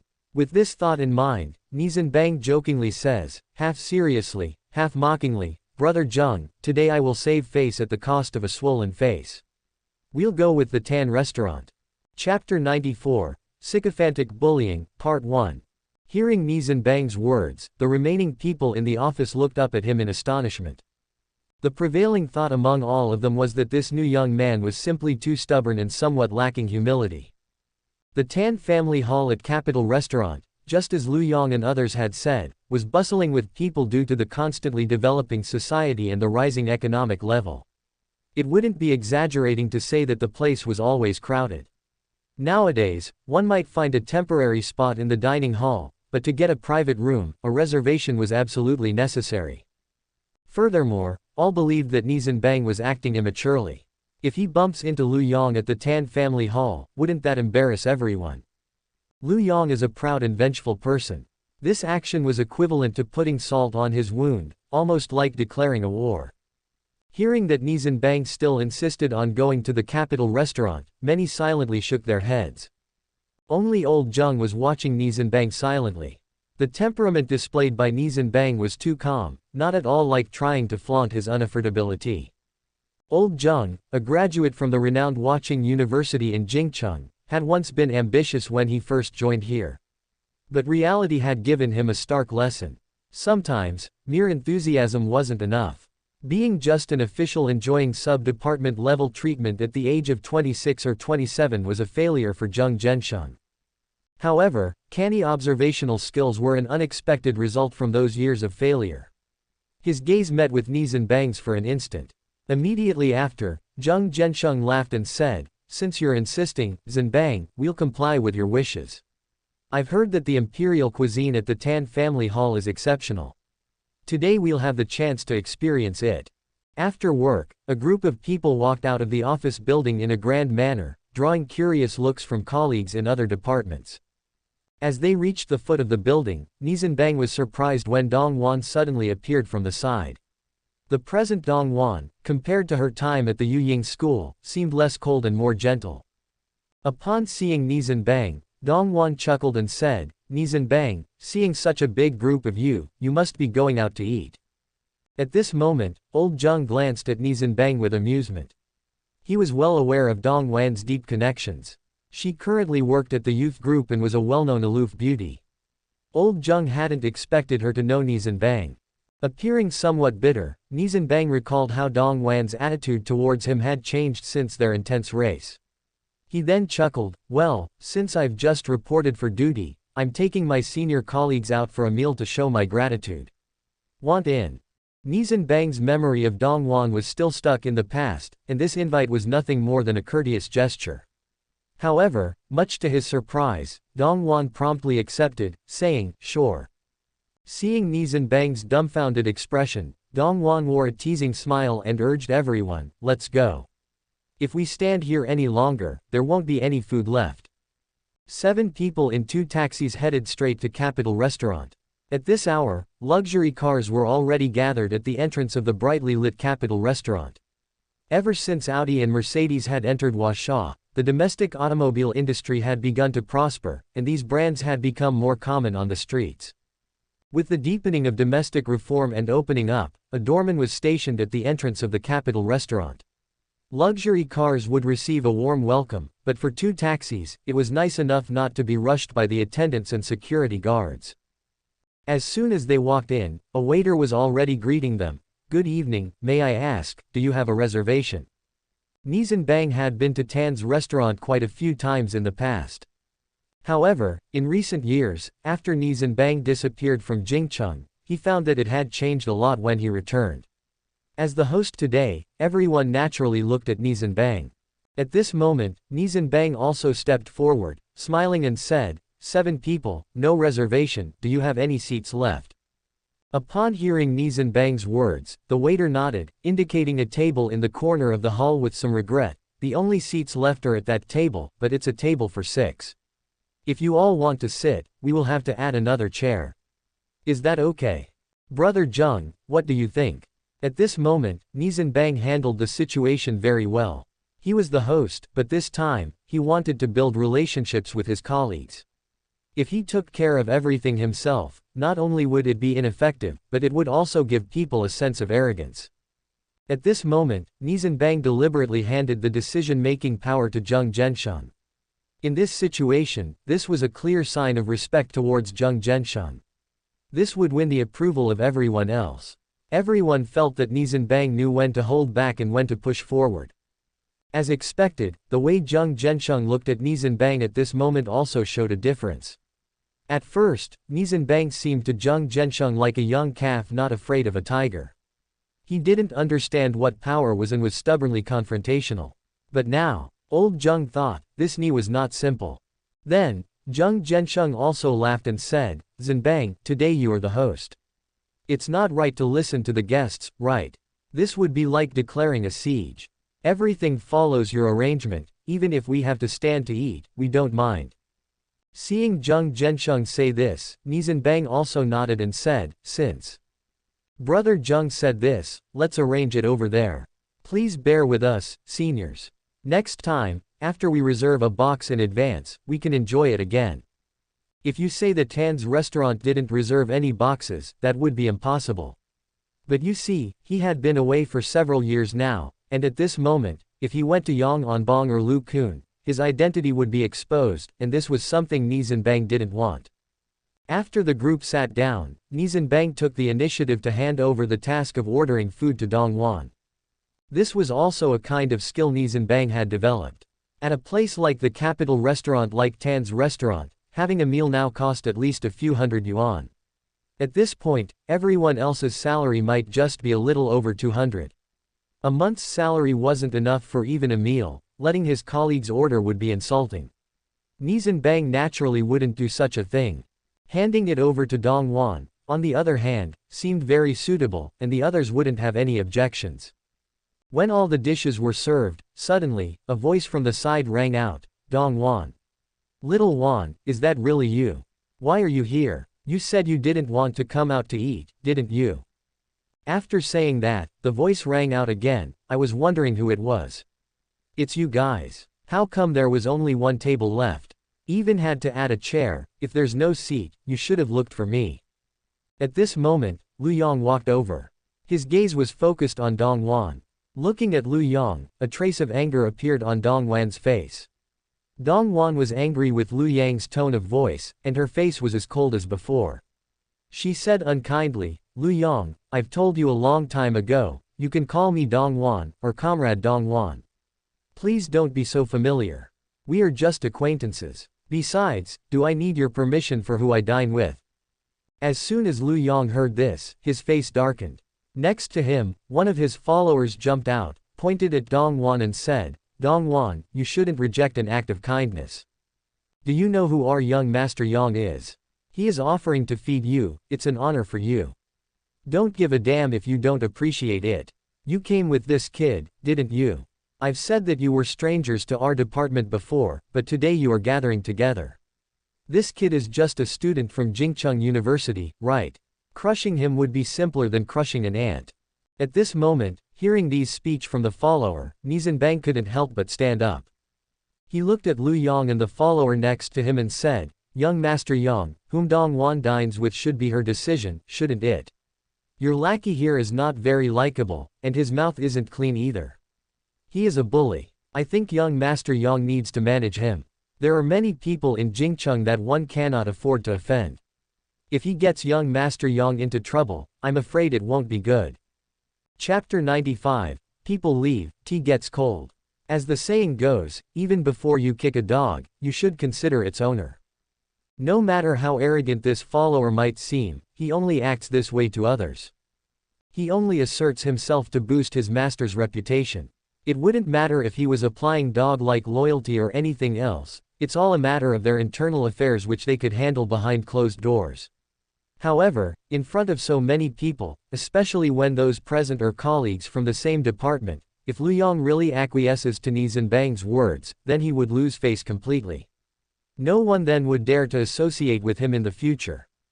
Consequently, Lu Yang's expression had darkened, looking at the young girl Dongwon sitting close to Nie Zhenbang.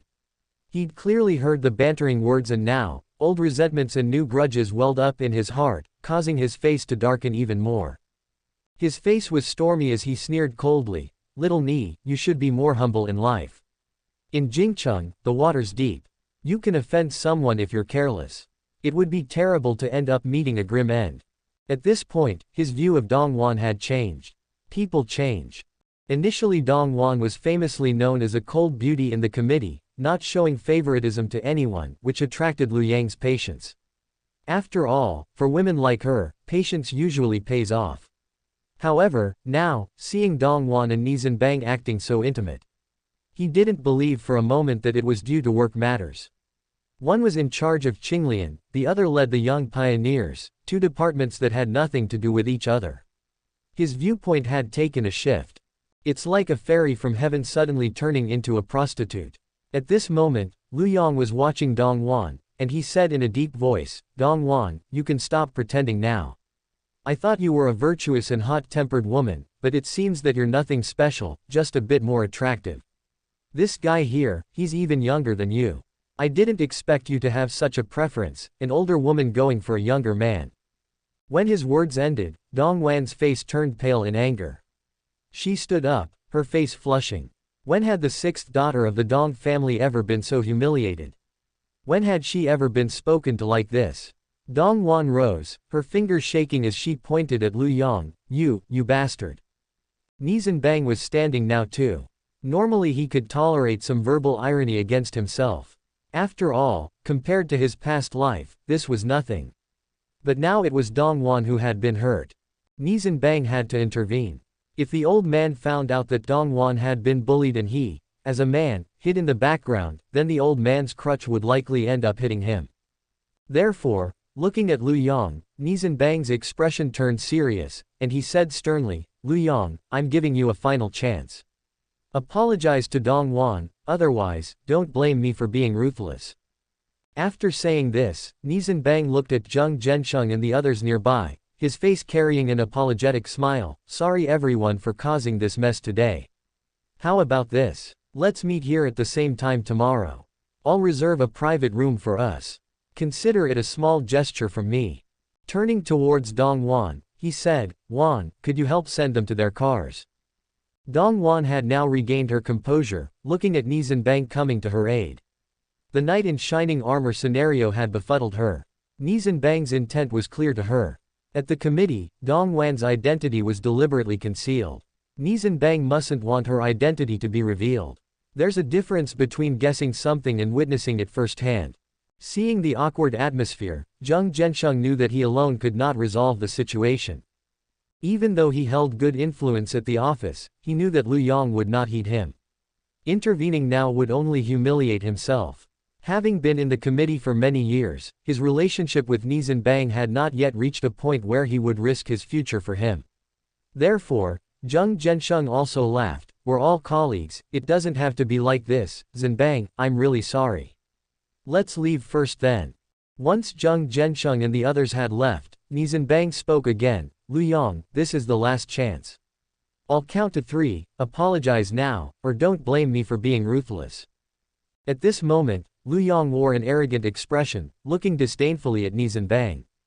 Not only did he not mean to apologize, on the contrary, he patted his face mockingly, arrogantly saying, "Nie Zhenbang, aren't you just a college student? You were lucky to be assigned to a ministry. What are you so arrogant about?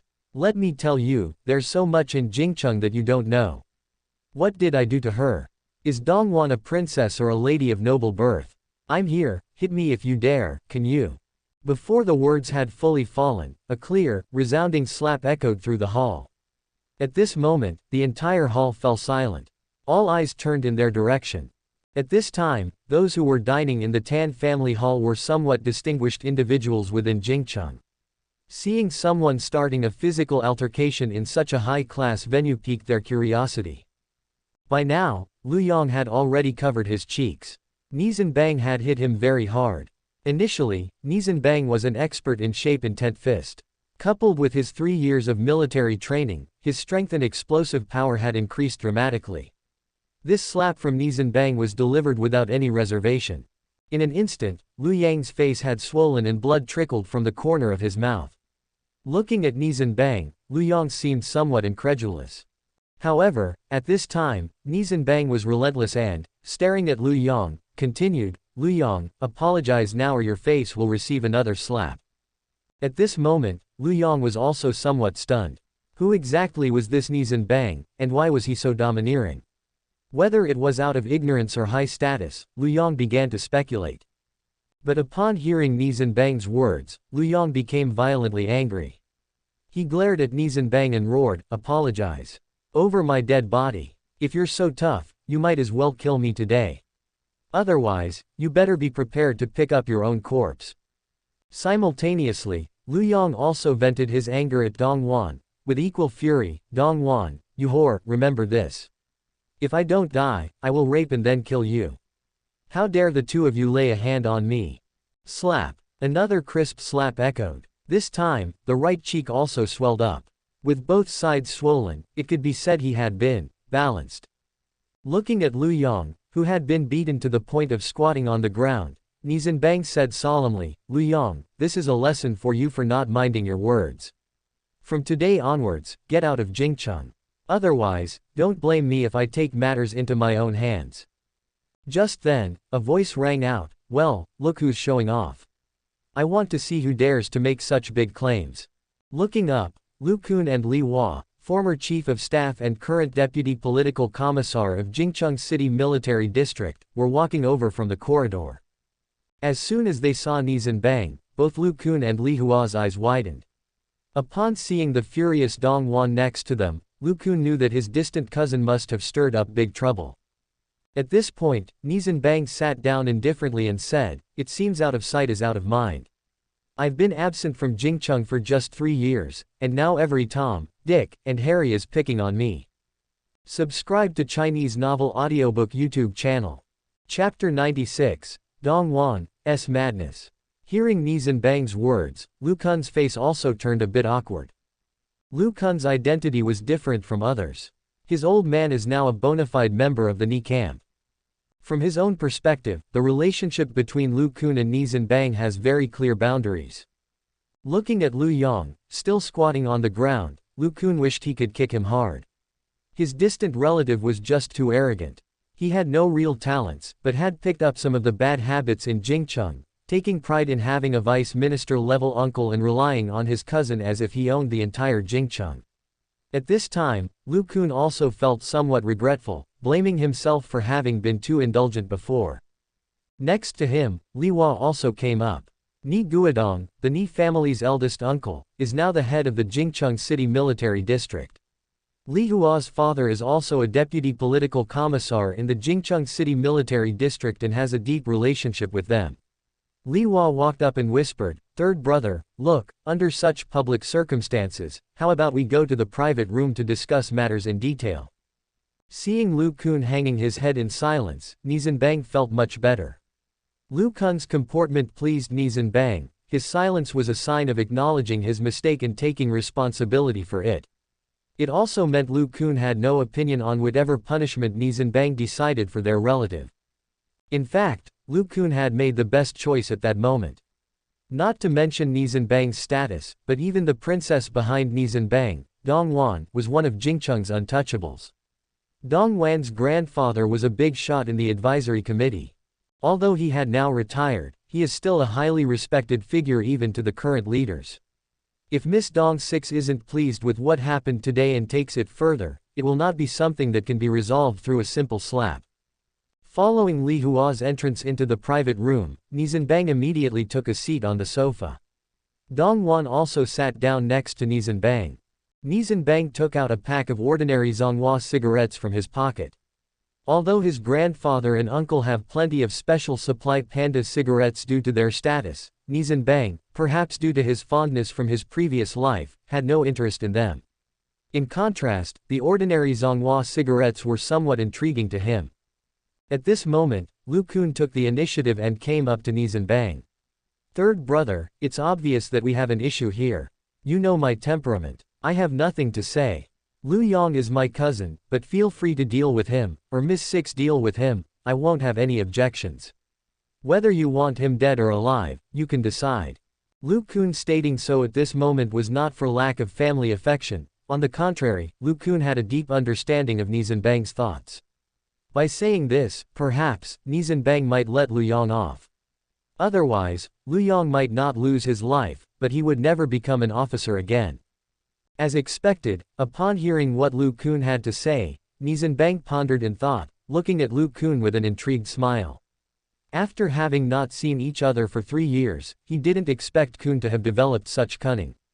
But, Nie Zhenbang didn't plan on calling him out on it. This minor incident was not worth severing ties with Lu Kun over. It just lowered Nie Zhenbang's opinion of Lu Kun slightly. From now on, it depended on Lu Kun's performance. Immediately, Nie Zhenbang turned to Dong Wan and said, "Wan, what do you think?" When Nie Zhenbang had first addressed her as Wan, she did not react. But now, in front of familiar faces like Lu Kun and Li Hua, Dong Wan became a bit shy, and said in a low voice, "I leave it to you to handle. Kun, how about this? I've already beaten someone and taught him a lesson. Your brother should go back to where he came from. As for what you want to do with him, that's up to you. I won't interfere anymore. How does that sound?" Nie Zhenbang pondered a while, then expressed his views.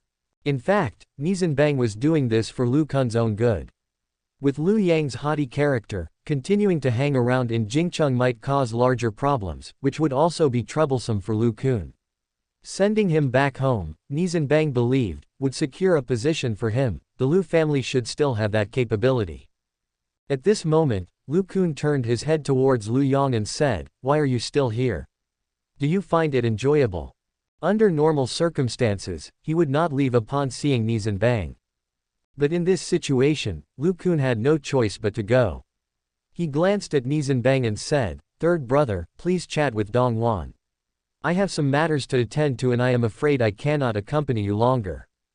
Off to the side, Li Hua, the young man, looked quite at ease. He was watching Dong Wan and gave a thumbs up to Nie Zhenbang, murmuring a few words. Judging by his lip movements, it was clear what he was saying. "Third brother, you're really impressive." Dong Wan retorted lightly, "Go away. Don't expect to get ivory from a dog's mouth." For a moment, the large private room was left with only Nie Zhenbang and Dong Wan. They both seemed a bit awkward. Lu Yang's remarks seemed to hint at something, as if puncturing a paper window. Just then, a waiter came in from outside the door. He looked at the two of them and said respectfully, "Sir, Mr. Lu has already ordered a new meal for you and this lady. Will you be dining here?" Lu Kun was renowned at the capital restaurant, and in the Tan family hall. His earlier instructions to the waiter also made the waiter provide utmost respect at this moment. Nie Zhenbang glanced at Dong Wan by his side and smiled. "Dong Wan, why don't we eat here and then leave?" Dong Wan nodded slightly, whispering softly, "Let's eat before we go." Zhenbang, didn't you just call me? Why did you change it back?" His words made Nie Zhenbang's heart skip a beat. Looking at Dong Wan, could it be that he had such a charm? That even a woman like Dong Wan fell for him? After a thought, Nie Zhenbang immediately denied this idea. He let out a sheepish laugh. "Dong Wan, you know, it's that Lu Yang's words just now that got me upset. Don't mind it." But Nie Zhenbang didn't notice that there was a flicker of anger on Dong Wan's face. This blockhead, he seemed so smart, yet why was he so stupid at crucial times? When the waiter came in again, Dong Wan suddenly said, "Waiter, bring in 4 bottles of Maotai." Looking at Dong Wan's bold demeanor, Nie Zhenbang was taken aback. He looked at the 4 bottles of Maotai on the table and was about to say something when Dong Wan cut in, "I want to drink. You drink 3 bottles, I drink 1. Is there a problem? I know your drinking capacity." At this moment, Nie Zhenbang laughed bitterly. He had some understanding of Dong Wan's personality. Although she appeared cold, she had a wild side hidden inside her. Otherwise, a few years ago she wouldn't have agreed to a thrilling car race with him. Although he was the one who initiated it, she could have declined at any time. If he refused at this moment, she might explode on the spot. 2 bottles were already a suitable amount for him. But with 3, he would likely get drunk. Bracing himself, Nie Zhenbang decided to join her glory or downfall, saying confidently, "Bring it on." Don't blame me if you get drunk later. Chapter 97, Open Heart. Zhenbang, Zhenbang, I'm so happy. You called me Wan. After finishing 4 bottles of wine, Dongwon is nearly over the limit of what she can handle. After all, this is her first time drinking. Yet, she managed not to fall over after a bottle of baijiu, which is quite impressive. Nie Zhenbang was also quite tipsy. Stumbling in his steps, he grinned in response to Dongwan's words. Wan, you don't understand, do you? You're way too cold. You're like a block of ice on a regular basis. Even people like Jiangshu are scared off by you. Who would dare to pursue you? Now, you're much better. Very commendable. Let's go home. Your home must have arranged a guard for you. How about asking the guard to help you home? Usually, girls like Dongwon are pampered and guarded by their families. However, it varies among families. For instance, the Yang family, led by Elder Yang, always keeps a low profile. They never assign guards to secretly protect the younger generations. On Dongwan's part, Nie Zhenbang assumed her grandfather would have arranged a guard given his affection for her. Upon hearing this, Dongwan randomly waved her hand, speaking incoherently. No, I don't have one. Grandpa did arrange for one initially. But I asked him to withdraw the guard after I started to work. As she spoke, she looked up at Nie Zhenbang with blurred eyes, pouting her lips, looking irresistibly cute. Her face was flushed from alcohol and she had a mysterious, bewitching look. She looked at Nie Zhenbang and cooed, Zhenbang, can you take me home? Not to Fragrant Hills, but to my own home. In Jingcheng, several princes and princesses own a property outside. Influenced by Nie Zhenbang, they, like Nie Zhenbang, Yang Anbang, etc., have all purchased large sihayuans. Dongwan's house is near the Asian Games village. By then, Jingcheng had successfully bid to host the Asian Games next year. The village's construction was nearing its end stage. Even though the village is to provide accommodations for athletes and coaches during the Asian Games, acquiring a house near there is not a problem for Dongwan. She owned a small Spanish-style villa nearby the European classic, Asian Games village. This is her residence. At this point, the vicinity of the Asian Games village was still somewhat desolate, and Nie Zhenbang frowned, admonishing, Wan, why did you decide to live here? Once it's nightfall, it's too silent here. What if? By this time Dongwan was leaning entirely on Nie Zhenbang's body. Her large, full breasts were stimulating Nie Zhenbang's arm and sensory nerves. He hadn't expected this slim girl to be so voluptuous. Dongwan started giggling, and then whispered with a smile, isn't it all right? You're here with me, aren't you? Fumbling, Dongwan took out a cluster of keys from her pocket, swung the door open, and before she could say goodbye to Nie Zhenbang, she went crashing down to the floor. When drunk people return home or to a safe place and their minds relax, they become completely intoxicated. Staring at Dongwan in this state, Nie Zhenbang involuntarily shook his head, picked up Dongwan who had collapsed on the floor, and went into the bedroom. When he was about to help her onto the bed, she suddenly lost her balance and fell backward. This caused Nie Zhenbang, who himself was quite drunk, to also fall over. Their faces were almost touching as Nie Zhenbang ended up on top of Dongwan, and their lips intertwined. A heady mix of alcohol and Dongwan's unique scent hit Nie Zhenbang. It was intoxicating, like passionate poison. Just 2 people, a man and a woman, alone in a room. It was, to start with, an evening prone to blunders. Both of them were in a semi-drunk, semi-conscious state of confusion. Under the stimulus of alcohol, the situation was magnified countless times. Reason and morality became irrelevant in that moment. It was summer, so they wore light clothing. Nie Zhenbang's white shirt had come off, revealing muscular, tanned skin. Today, Dongwan was wearing jeans with a floral sleeveless blouse on top. Her fair arms and smooth skin were constantly tempting Nie Zhenbang. Eventually, they embraced each other, kissing passionately. With Dongwan's scream, the last barrier between them disappeared completely. At this moment, Dongwan held Nie Zhenbang tightly, whispering in his ear, Zhenbang, I love you. Zhenbang, I love you.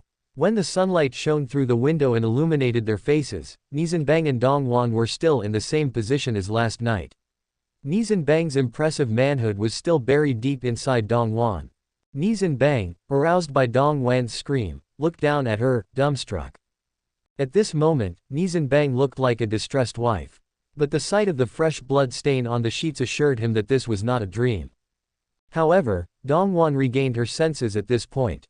She looked at Nie Zhenbang with a trace of disappointment in her eyes.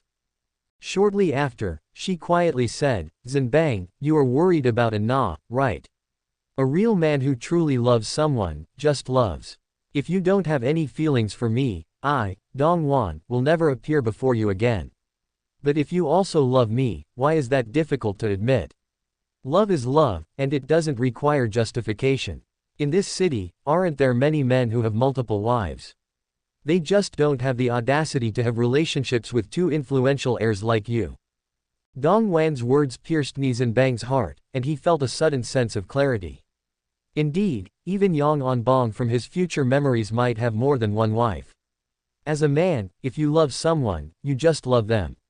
If you love them, you simply love them. Does it require further consideration?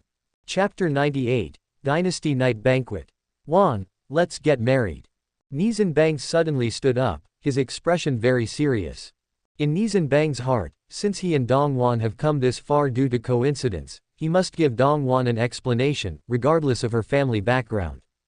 If Li Lishui were in Dongwan's place, he believes he would still say the same.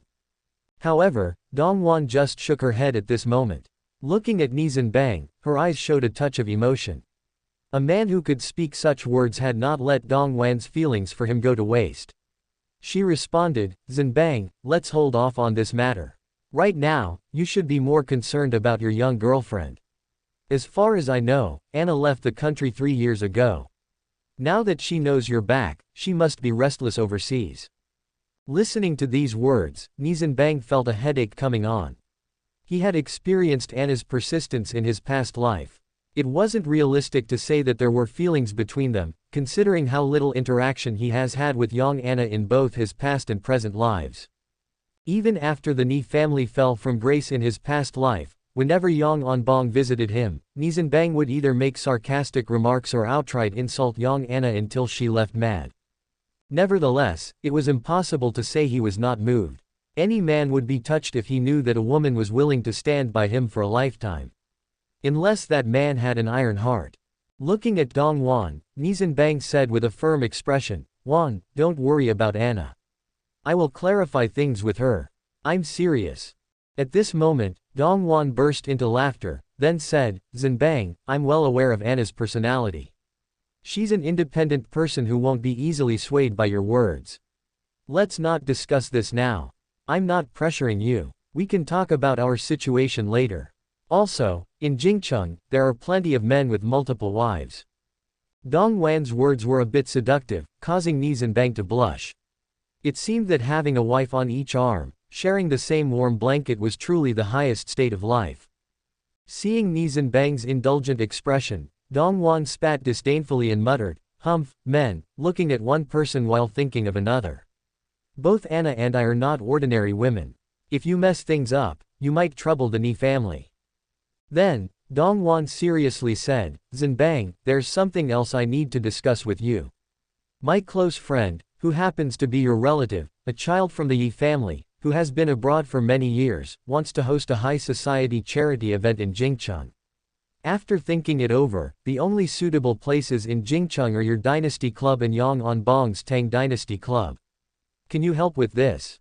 High society charity. This term was not unfamiliar to Nie Zhenbang. In his past life, after 97, the children of the Red nobility, colloquially referred to as the third and fourth Red generations, seemed to be infatuated with this type of event while enjoying their luxurious lifestyles. Money and power, which are seemingly of utmost importance, seem easily obtainable to Red nobility. However, within each Red family, there will naturally be talented individuals who will continue the path of their elders and maintain this glory. But among them, many are devoted to their hobbies or public welfare. His so-called relative, the young woman from the Yi family, seems to be a well-known person in this regard. She was one of the earliest to immigrate abroad among the noble circles and was also a famous socialite in Jingcheng. Nie Zhenbang never rejects doing charity work, especially when this request is coming from his girlfriend, who he has just crossed a line with. A direct refusal might seem as if he were burning bridges. However, Nie Zhenbang greatly disliked charity dinners that are just for show. In his past life, the public relations crisis of the Red Cross was a widely debated issue on the internet. Looking at Dong Wan, Nie Zhenbang immediately followed up, "Wan, I'm willing to charity work. But, I would like to know your plans. How do you plan to distribute the funds collected from this event?" At Nie Zhenbang's inquiry, Dong Wan was astonished. To be honest, Dong Wan didn't know much about charity dinners. Her knowledge was based solely on what Yi Wei had told her, claiming that it was a common way to socialize among the high society abroad. But regarding how to use the funds collected from such an event and where to spend it, Dong Wan didn't know. Looking at Nie Zhenbang, Dong Wan felt a bit embarrassed. After their relationship had progressed, she was more at ease in front of him and played coy. "I don't know what to say when you ask me these questions." "Well, just get it prepared. And when my friend comes back in a few days, you can ask her directly." With Dong Wan's instruction, Nie Zhenbang became more diligent. Working at the Central Committee was quite leisurely, especially for someone like Nie Zhenbang, who had a certain status. The main goal here was to enhance his rank and acquire more experiences in officialdom. However, Nie Zhenbang was fully aware of the future glory of the League and had his own plans. But now, under Dong Wan's orders, Nie Zhenbang had to focus on the task at hand.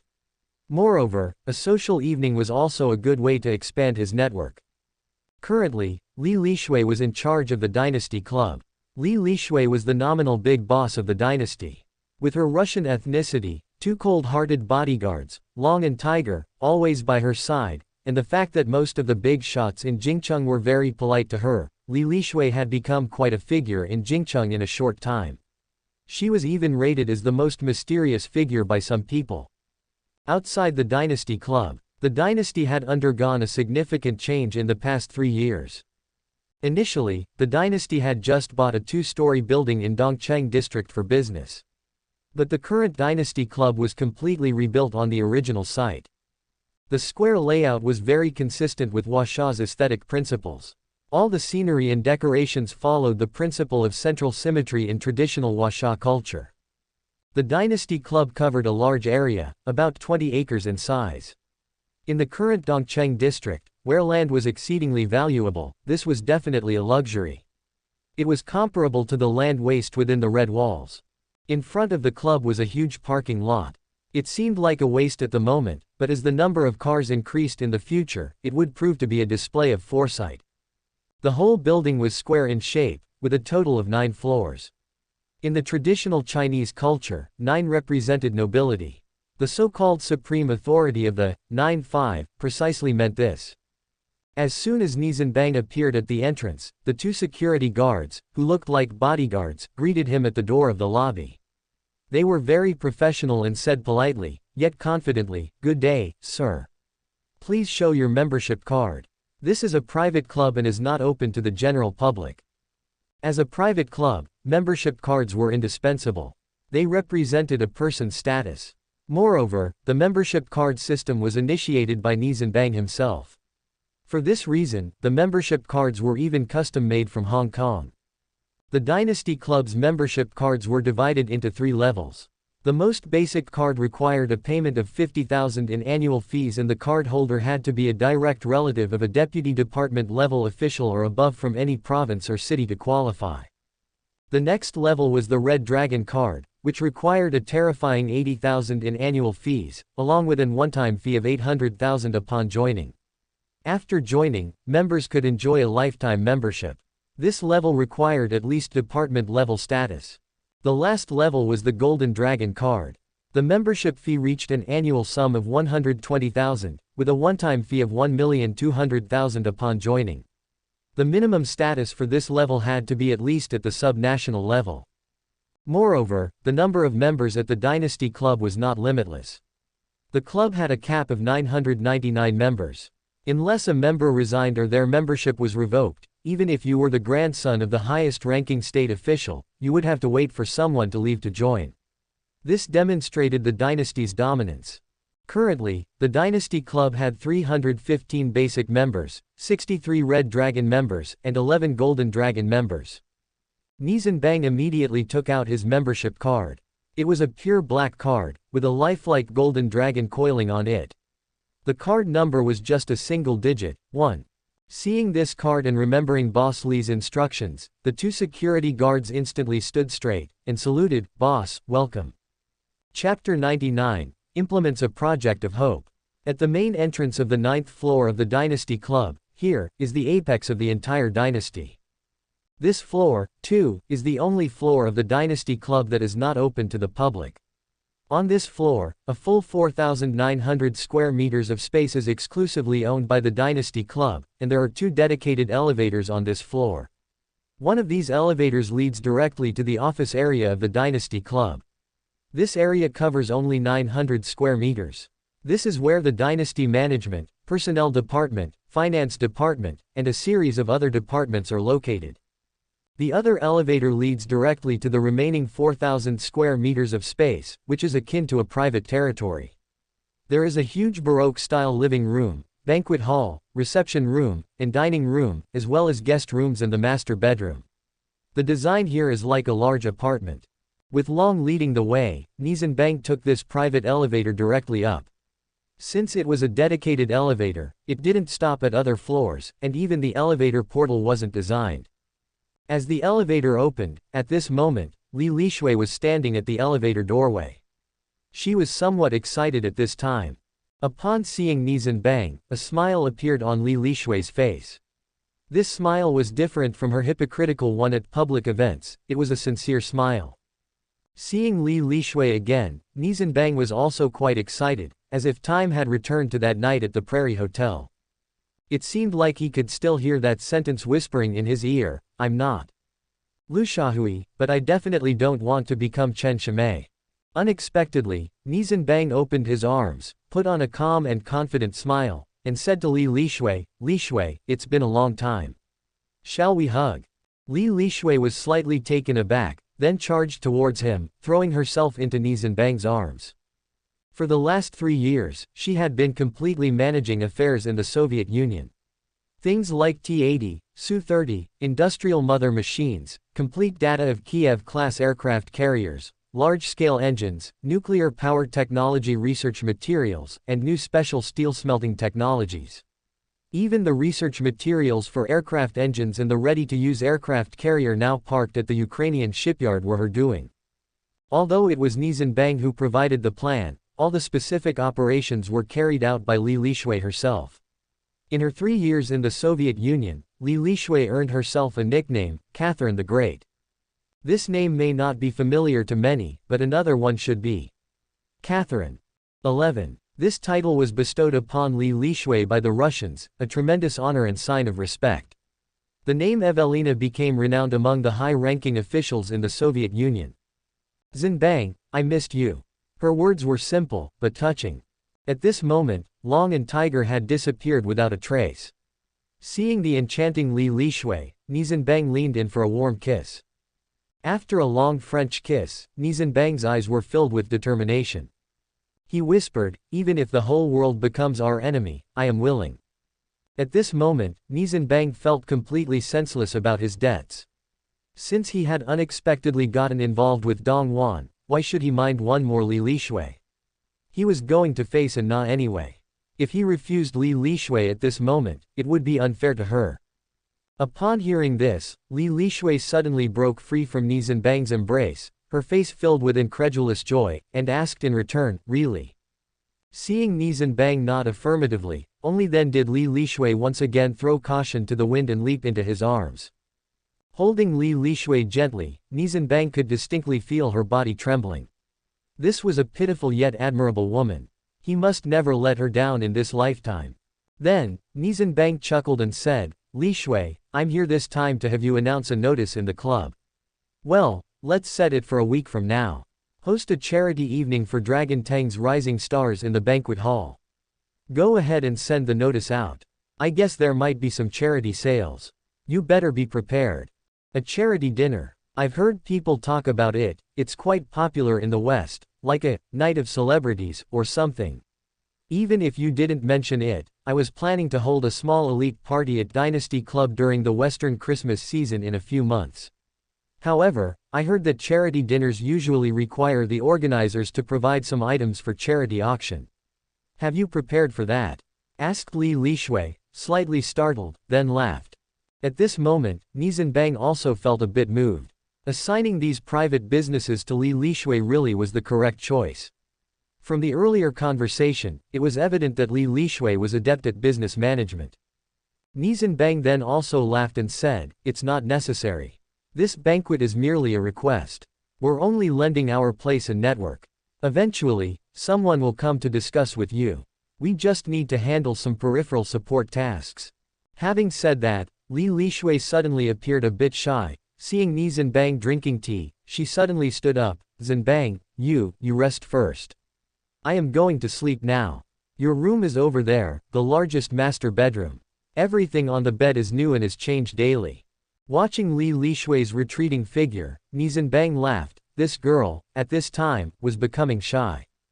Several days later, Dong Wan's call went through to Nie Zhenbang's mobile phone. Before Nie Zhenbang could speak, Dong Wan's voice came through. "Zhenbang, where are you? My best friend has already arrived in Jingcheng. The moment we met, she asked about this matter. Can we meet somewhere?" Without waiting for Nie Zhenbang to suggest a place, Dong Wan quickly added, "Let's go to Dynasty Club. It would also be a good opportunity to check out the venue."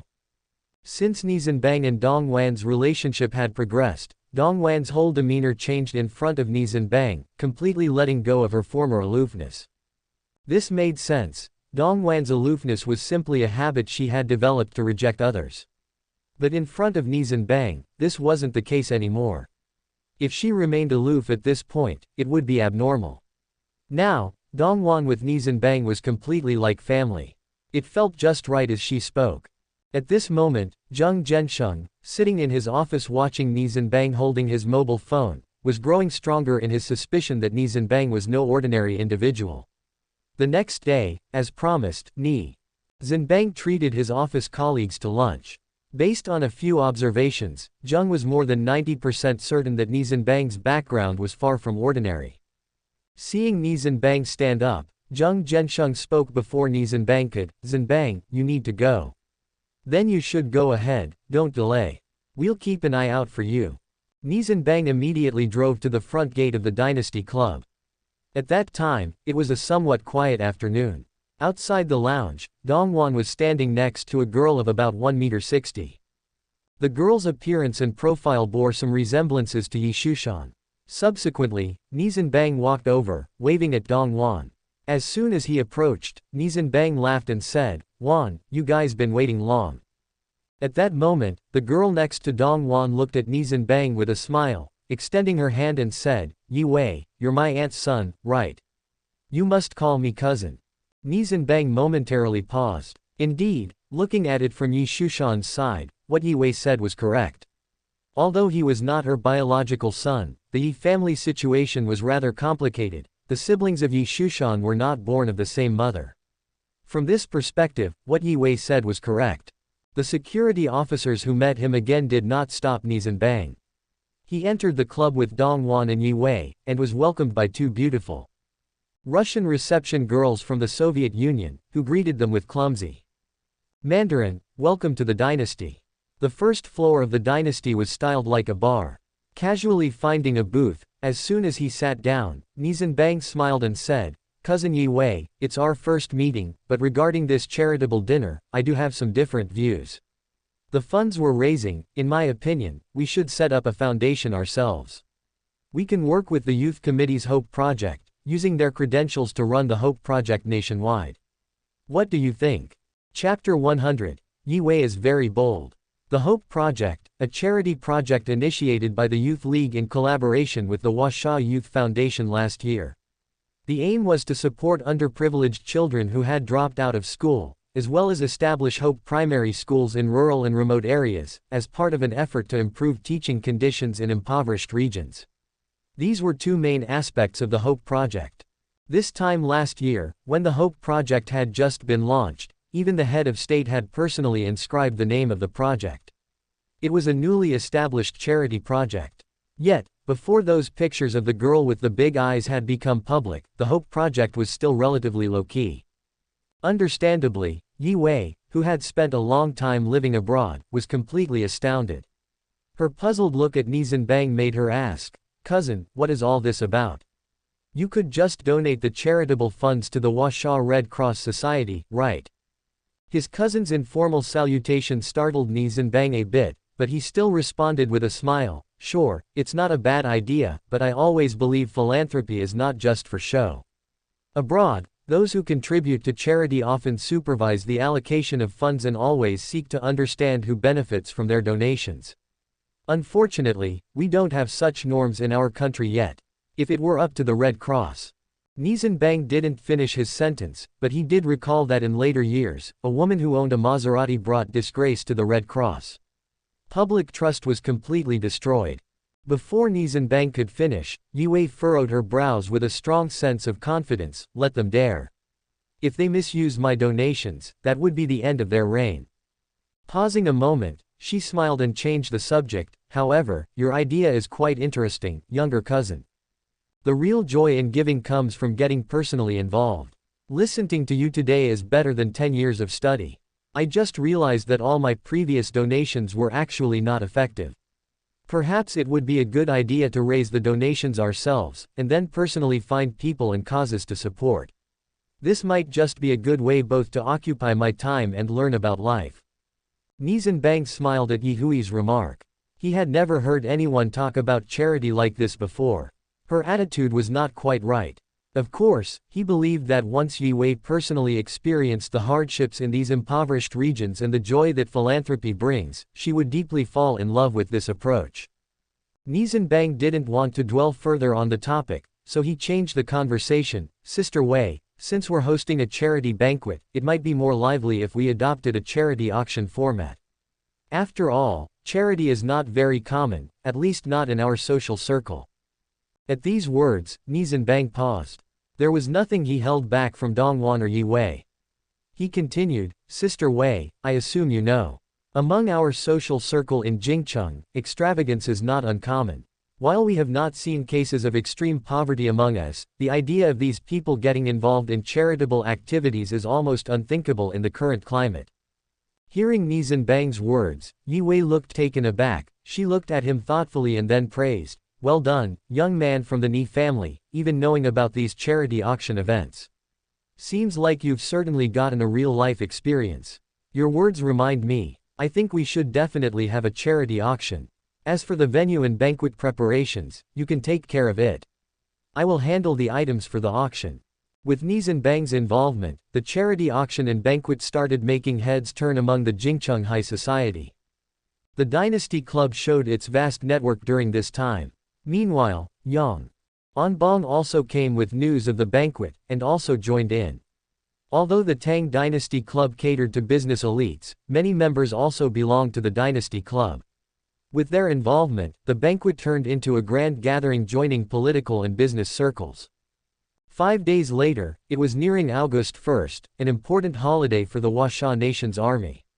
On this summer night towards the end of July, the sky was still bright around 6 o'clock.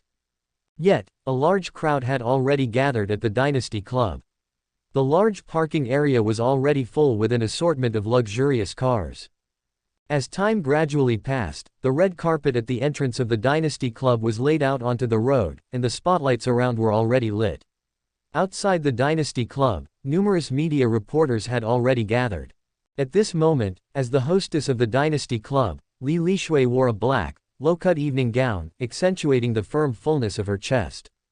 Next to her, Yang Anbang leaned over and whispered into Nie Zhenbang's ear. "Zhenbang, such a beauty, and you haven't made your move. It seems, you're not just an ordinary man. Could it be that you—" Before he could finish, Nie Zhenbang retorted, "Second brother, it's you who lacks ability. What I have is romance, do you understand? Without feelings and love, the merely physical, I dislike. In that case, what's the difference between us and beasts?" Watching the gradual grandeur of the arriving cars, Nie Zhenbang laughed lightly. The world seemed to have undergone massive changes.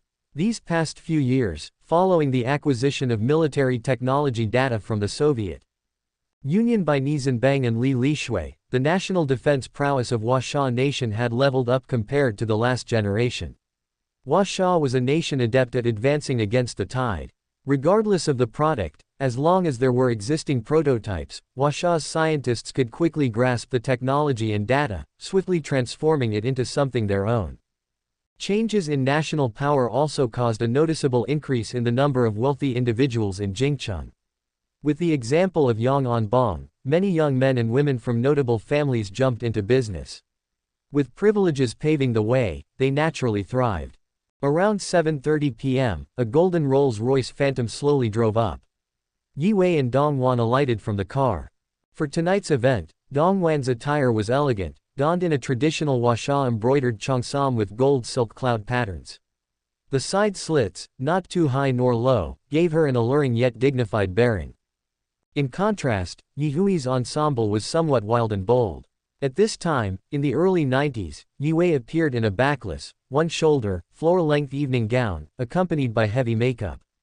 Her fiery red lips made Yi Wei the immediate focus of all eyes upon entering. At this moment, Dong Wan's gaze was fixed on Li Lishui, standing at the entrance. As the face of Dynasty Club, Dong Wan was well acquainted with Li Lishui's fame as well as her personal background. She must also be Zhenbang's woman, Dong Wan contemplated. Dong Wan was mulling over it with a twinge of bitterness. She then smilingly greeted Li Lishui, "Sister Lishui, it's an honor to finally meet you. As expected, your beauty is captivating." Seeing these two women together, Nie Zhenbang felt a bit awkward. He quickly paced to align with Yi Wei, whispering, "Sister Wei, the scale of this banquet is quite large. I fear the 10 items you've provided for the auction may not be enough. And Bang and I have prepared a few more items for you, we're just short of one, what do you think?" Upon hearing Nie Zhenbang's words, Yi Wei paused for a moment, then said, "Little brother, what's the fuss? Let's make my kiss the final auction item." At this moment, Nie Zhenbang was completely dumbstruck. This Yi Wei, she was incredibly daring. Thank you for watching. Continue exploring the fascinating world of Chinese novels with us. Hit that subscribe button on Chinese Novel Audiobook to stay updated with our latest stories. And never miss out on a great listen.